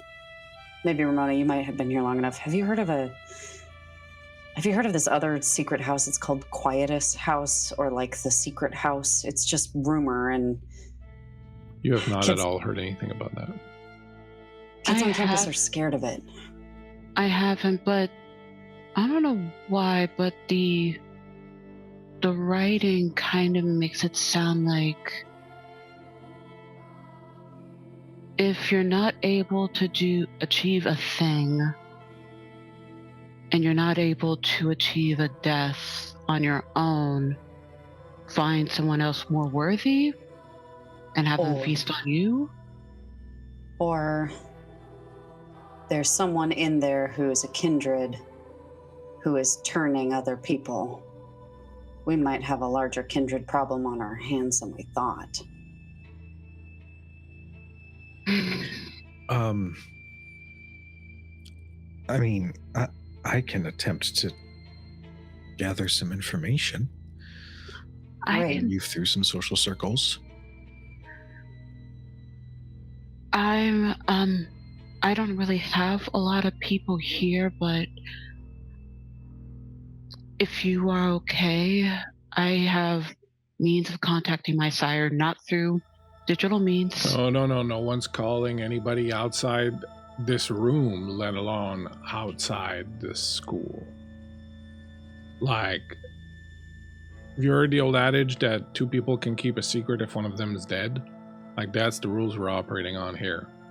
If any of this leaks out, Annabelle has 1 million enemies from her time as a Justicar. This cannot leave this room. I'm going to say this school, just to give you a little bit of leeway. This cannot leave the school. And hear me now. I know I look like a bumbling version of frickin' who's that detective? Columbo. This is going well.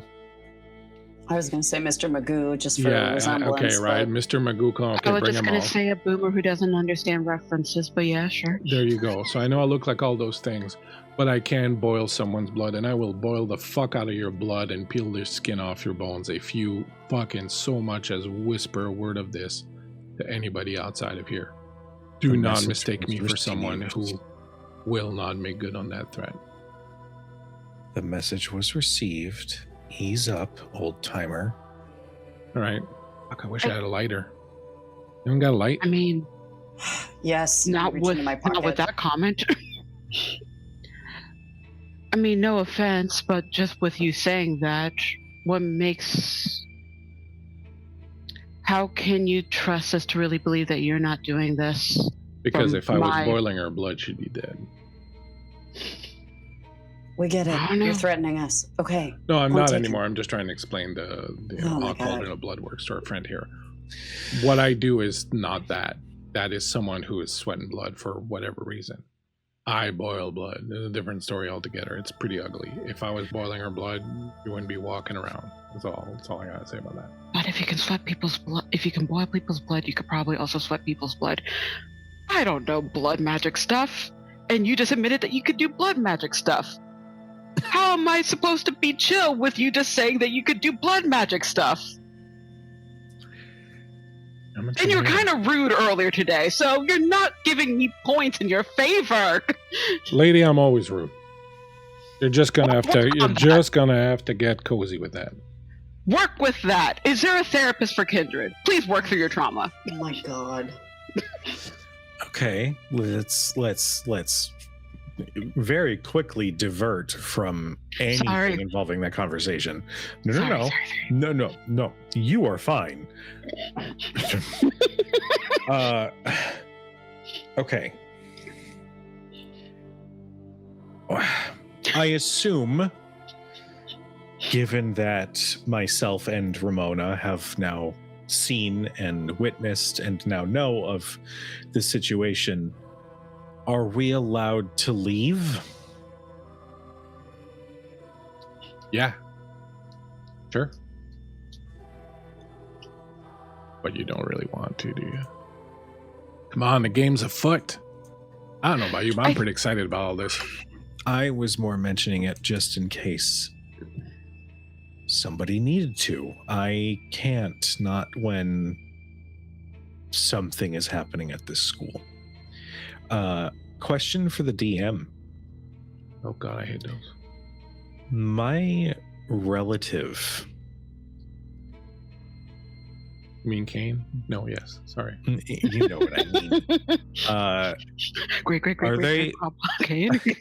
They're Are in the they village. a They're in part the village. of- I don't know. You tell me. I just I want to did- make sure I understand the houses. Are these specifically like kindred houses? Like No, they there are not. ghouls and They are places? very. Okay. They're very clearly. They're Okay. regular societies. The first house is a house for philosophy and psychology students. The second one is music. The third one is languages and literature. The fourth is fine and creative arts. The fifth is history and sociology. And then there's the sixth house, which is the revenants, which is the alumni house. And, Okay. you know, if there is a seventh house, it would be this quietus.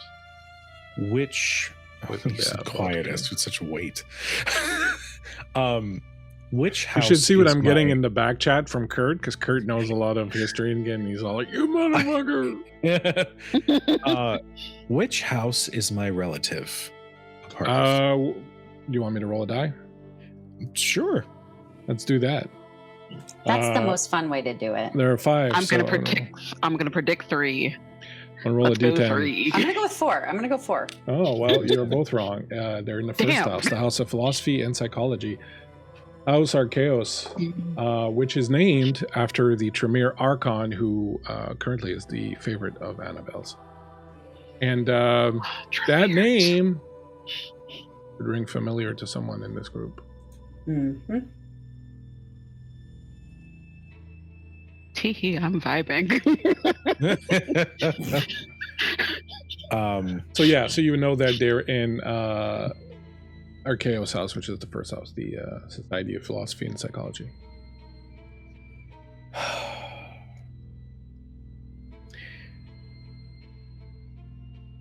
Fuck. All right.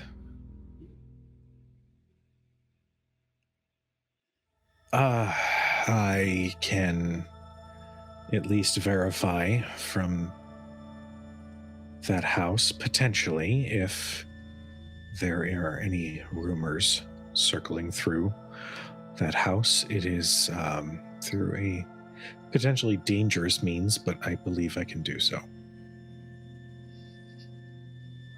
Okay, then. See, you're useful already. I don't like that tone.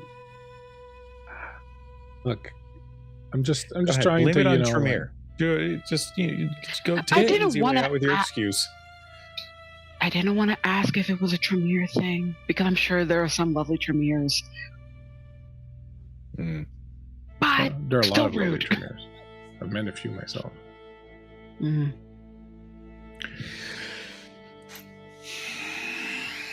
My friends, if you'll give me a few moments, I will go make a few phone calls. And then if you want to leave, you can leave. If you want to come and take a look at this, your body, you can. But I'm going to give you a few moments to make up your minds about what level of involvement you want in this. I'm following and looking at the body, thanks. All right, I'll be back in a few minutes. Make your decision. Picks up that radio and he walks out. Don't touch the book or anything else. Suck my dick, old man. We're gonna He touch comes the back. book, right?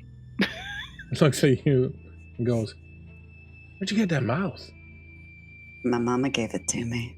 Want to How see did what you it does? ever get into Clan Tremere? I'll never know." And he turns around and leaves. Oh, you're Clan Tremere. Okay. Wow, way to out me. Well, you seem fine. I thought you were Brewhawk. Yeah, I thought I was too. Oh, yeah, that's fair.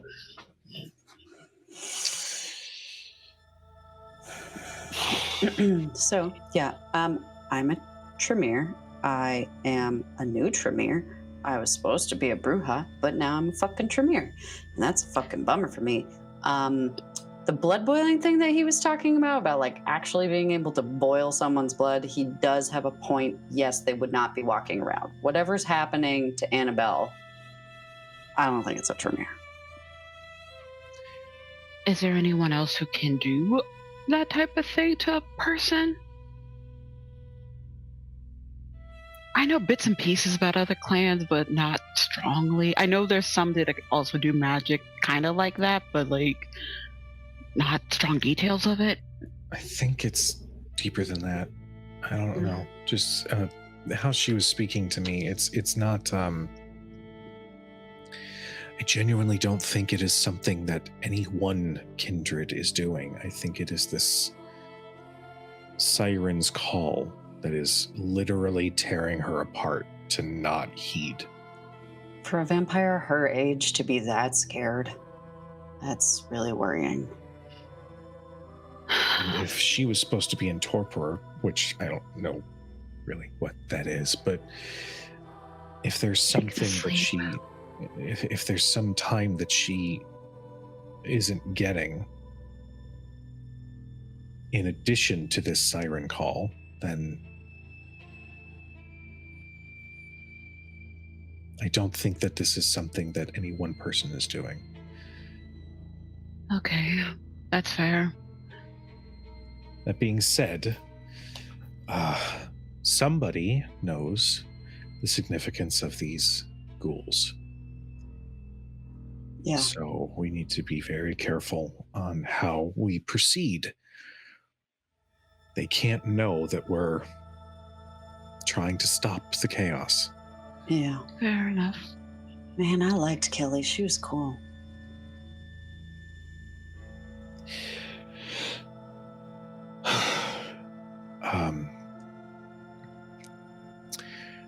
Like I said, I might be able to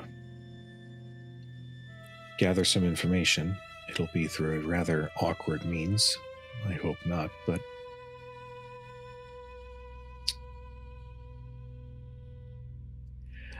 I'm going to blow right past the part where you don't have to tell us if you don't want to. Sounds sticky, but if you're willing to, take up that mantle, that would be great. I took to this rather quickly. Not having to worry about, mortal, whatever term you want to give it. But there are still some things that linger from that life that I know that if I could just cut the cord, it would be a lot easier to just move forward. But I can't, because a relative of mine is a student at this school. Sounds messy. Very. Oh, boy.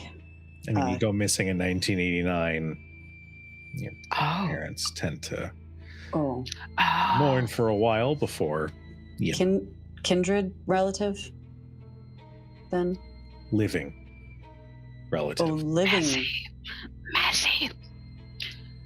Luckily, all my relatives are in a different state several hours away, so I don't have to worry about that too much. Yeah, I wish I had done that.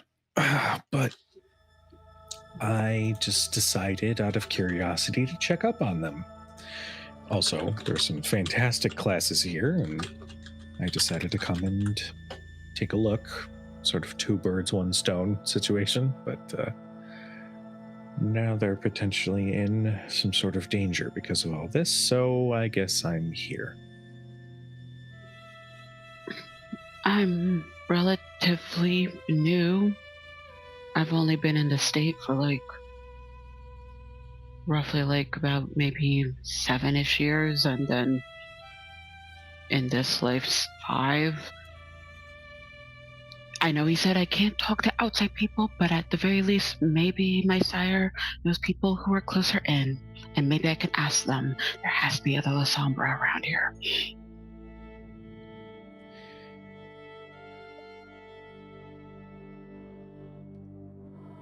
Yeah, I think the guy who runs the occult bookshop in town, he might be a La Sombra. Benedict? Yeah. I've been meaning to go there. I'm a tiny bit trying to learn. Yeah, he's really a pretty cool guy. So might be worth it to touch base and see if he knows anything. He's kind of more of it's not really connected with the school as much, doesn't live on campus or anything. So he might have outside resources. He might know stuff about the town itself that maybe we're missing. Well, good thing to check, especially if there's occult shenanigans happening. I mean, secret society there's this other secret society, and head of school is sweating blood and 2 dead bodies. Ghosts, could be some occult shit. I don't know. Yeah, so you guys done talking? Can I come back? Oh.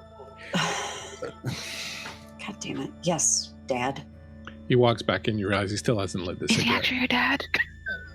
He's not actually my dad. Okay, making sure. Don't want to make sure. Yeah, no, he sucks. Okay. I heard that. I like you. Wait till you hear what else I'm going to call you. No, I'd rather not. Thank you very much. I haven't heard this much foul language since I was head of the prisons in. Never mind. She reaches into her pocket and just tosses him a lighter and goes, "You look like an idiot. Just light your cigarette." Thanks. What's in his pocket? Just light the damn. It's fine. It's fine. You know. This is the new Werther's. This is the new unwrapping and sucking on a Werther's. This is the fucking prop gag that he's doing again in this game. Damn you, Bleakseason. Lighters? Now it's the fucking cigarette trick, and before it was unwrapping every single Werther's and sucking on it for 45 seconds and making us all go. At least this one is silent. This one is. Yeah, it's just dickheaded.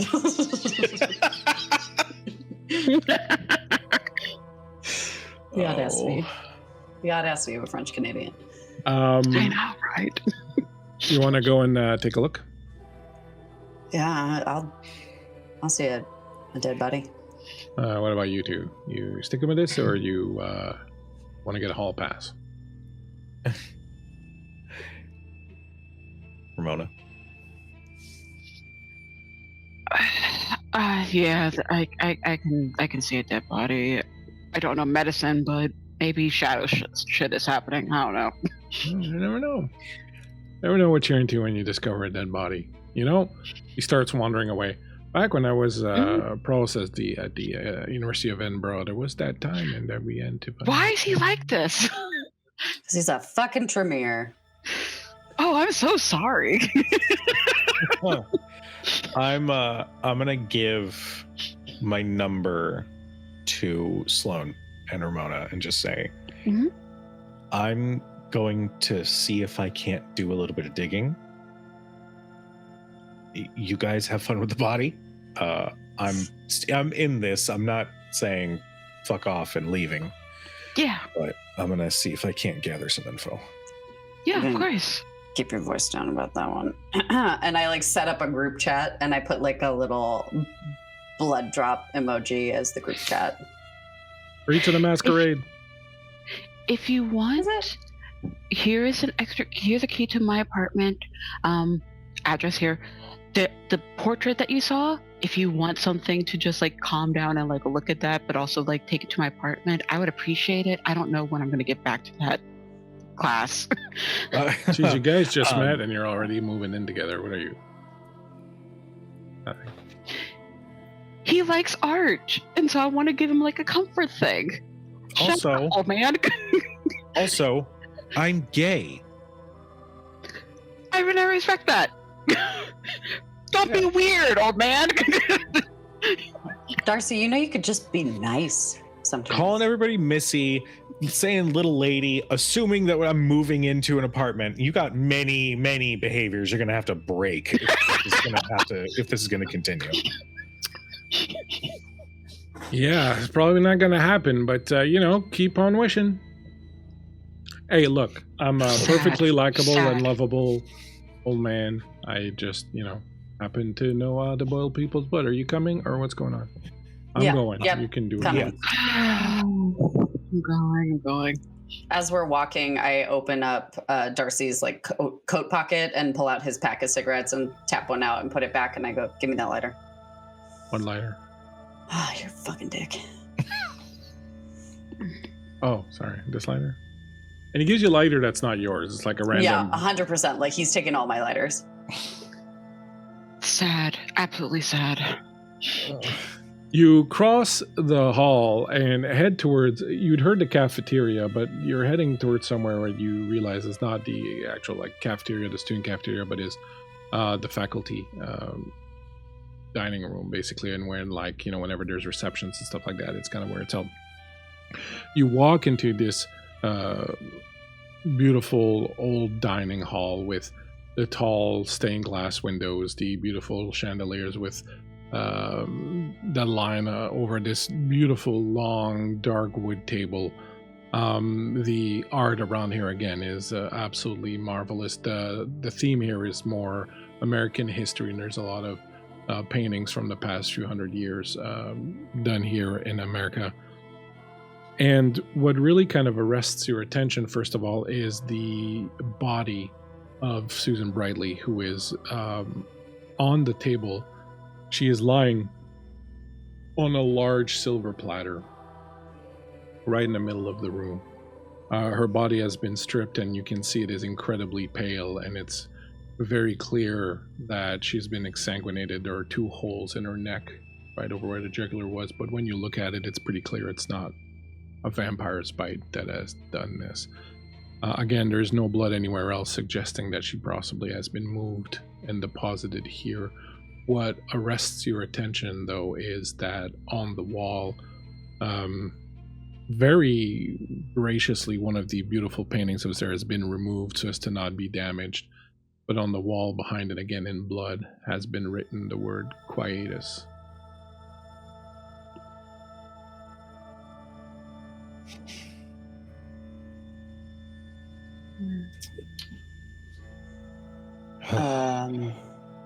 I don't think that a vamp did this. What makes you so sure? Look.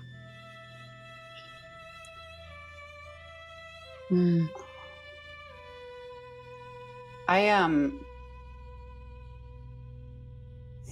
might do something dumb. I'm gonna do something dumb. I lean down and I lick the 2 wounds on the neck. Oh, hell yeah. They don't close. Yeah, that was my thought. But they don't, it looks, sorry. It really doesn't look like a bite, like a vampire bite would still leave like the other teeth mark, and it really doesn't look like it. It looked like something that's Can we tell what it looks like? Does it look mechanical? Does it look like an organic thing did that? Like, does it look like a creature thing? Does it look like someone who's go like ahead and give me a medicine and intelligence roll. Medicine and intelligence. Let's see here. I'll try to just for shits and giggles. Okay. I gotta clear my thing. Hold on. You said medicine and intelligence. Good thing I'm smart.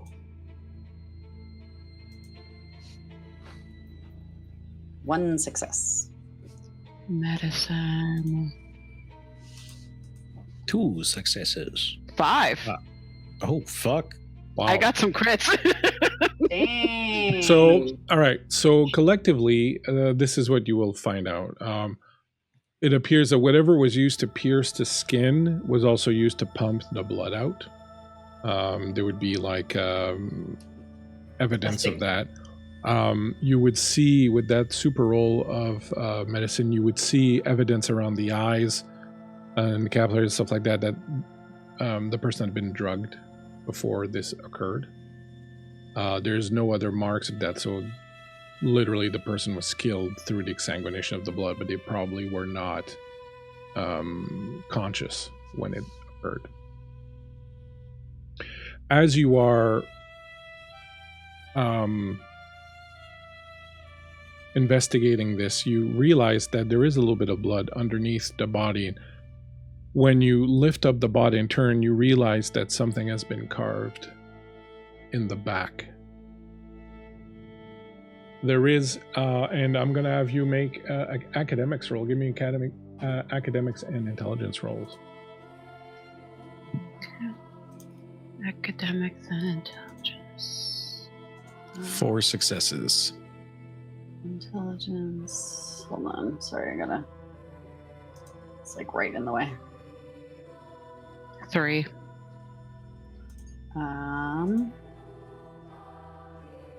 3.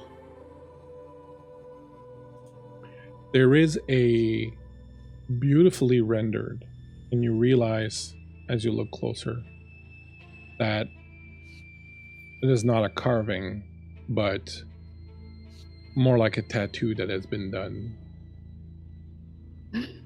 A beautiful rendering of how many successes did you get? I just want to see who would know. All right, so all 3 of you would know. There is a book called the Hortus Deliciarum by Harald of Landsberg, written in the 12th century. Hortus Deliciarum means Garden of Delight.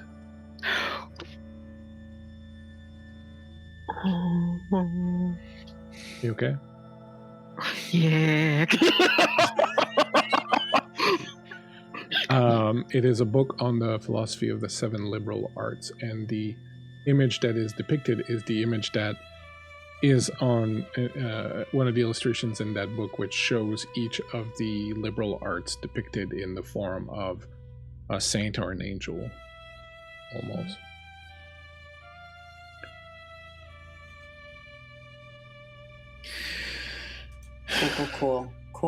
Cool. Academia kills, man. It really does. Yeah, it looks like they were drugged. Like this bleeding was the thing that killed them, but like they were, I guess there's a comfort to know that they weren't conscious when it happened. Can with our medicine, or with our observation of the body, could we, I don't know, is there any way to verify, are there any other puncture marks possibly where this additional drug could have come from, or is it safe to assume that this was maybe it was ingested? Probably, yeah. Ingested. Okay. Do you think that they're trying to mimic Kindred bite? Pin it on us? Perversion. It's an insult. Kind of seems like it. It's meant to elicit a response. It's art. It's it's meant to make us scared. That's kind of working. If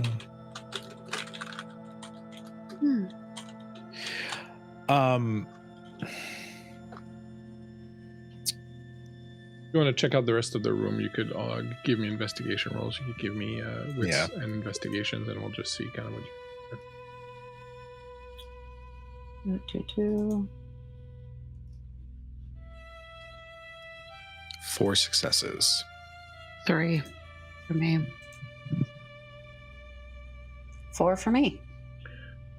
At some point, you've all rolled really well. At some point, someone will notice that something is out of place in the room. There is a book that appears to have been left on the floor near the far end of the room, where the door to where the servants' entrance would have been, like that would bring in the food back in the days when this place still had servants. And there's a book that's just lying there on the floor, as if it's been dropped or forgotten. But I do want to state with your investigation rolls that it looks like it was willfully placed there, like it was put there to be found. Like it's so incongruous where it is that... Well, that's us. It is. Can we see what book it is? Yep.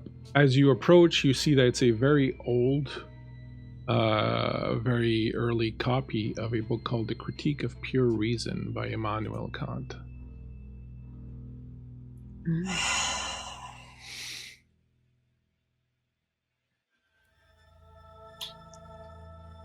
I have an inkling. Do you? Mm-hmm. Does anyone pick up the book? I'll pick it up. When you pick it up, you see that there's something between the pages. The pages are not closing quite carefully. She'll go through the pages to see what's keeping them. As you open it up, you see a number of crushed, pressed, dried black rose petals. And you know there's one place on the campus where there are black roses, and there is a number of these little black rose bushes near the chapel. That is a trap, if I've ever seen one. Also, Yeah. big trap. Well, it's almost like you guys are subscribing to Kant's idea that space and time are mere forms of intuition, and that that's what leads us sometimes to believe that we foresee what things are going to happen. Yeah. Kant was pretty much on top of his things. Mm-hmm.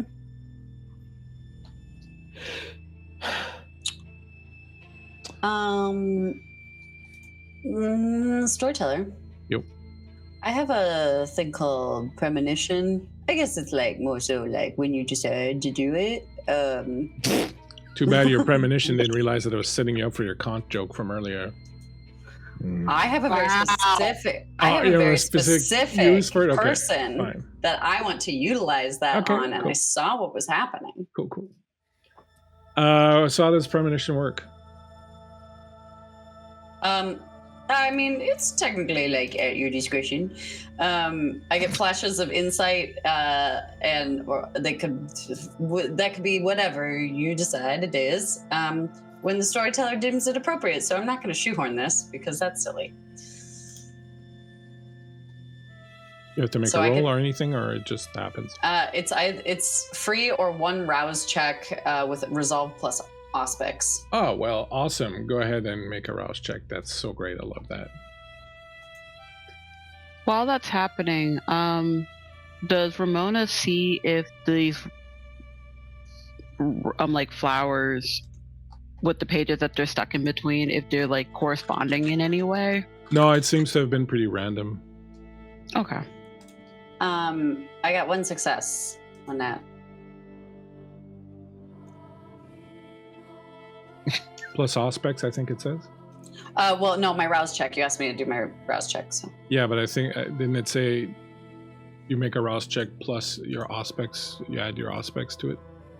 Your aspects rating, I think, counts as auto success or something. Do you have aspects? Hold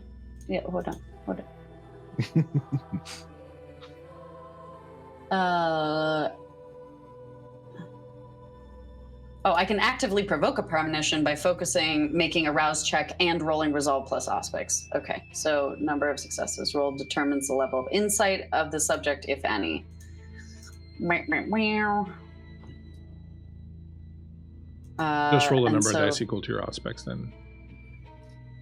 That is 2 successes on top of the 1 success from the Okay. rouse.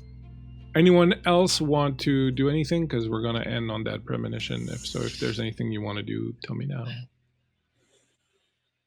Not really. Especially if the pages are random, so no. Joe?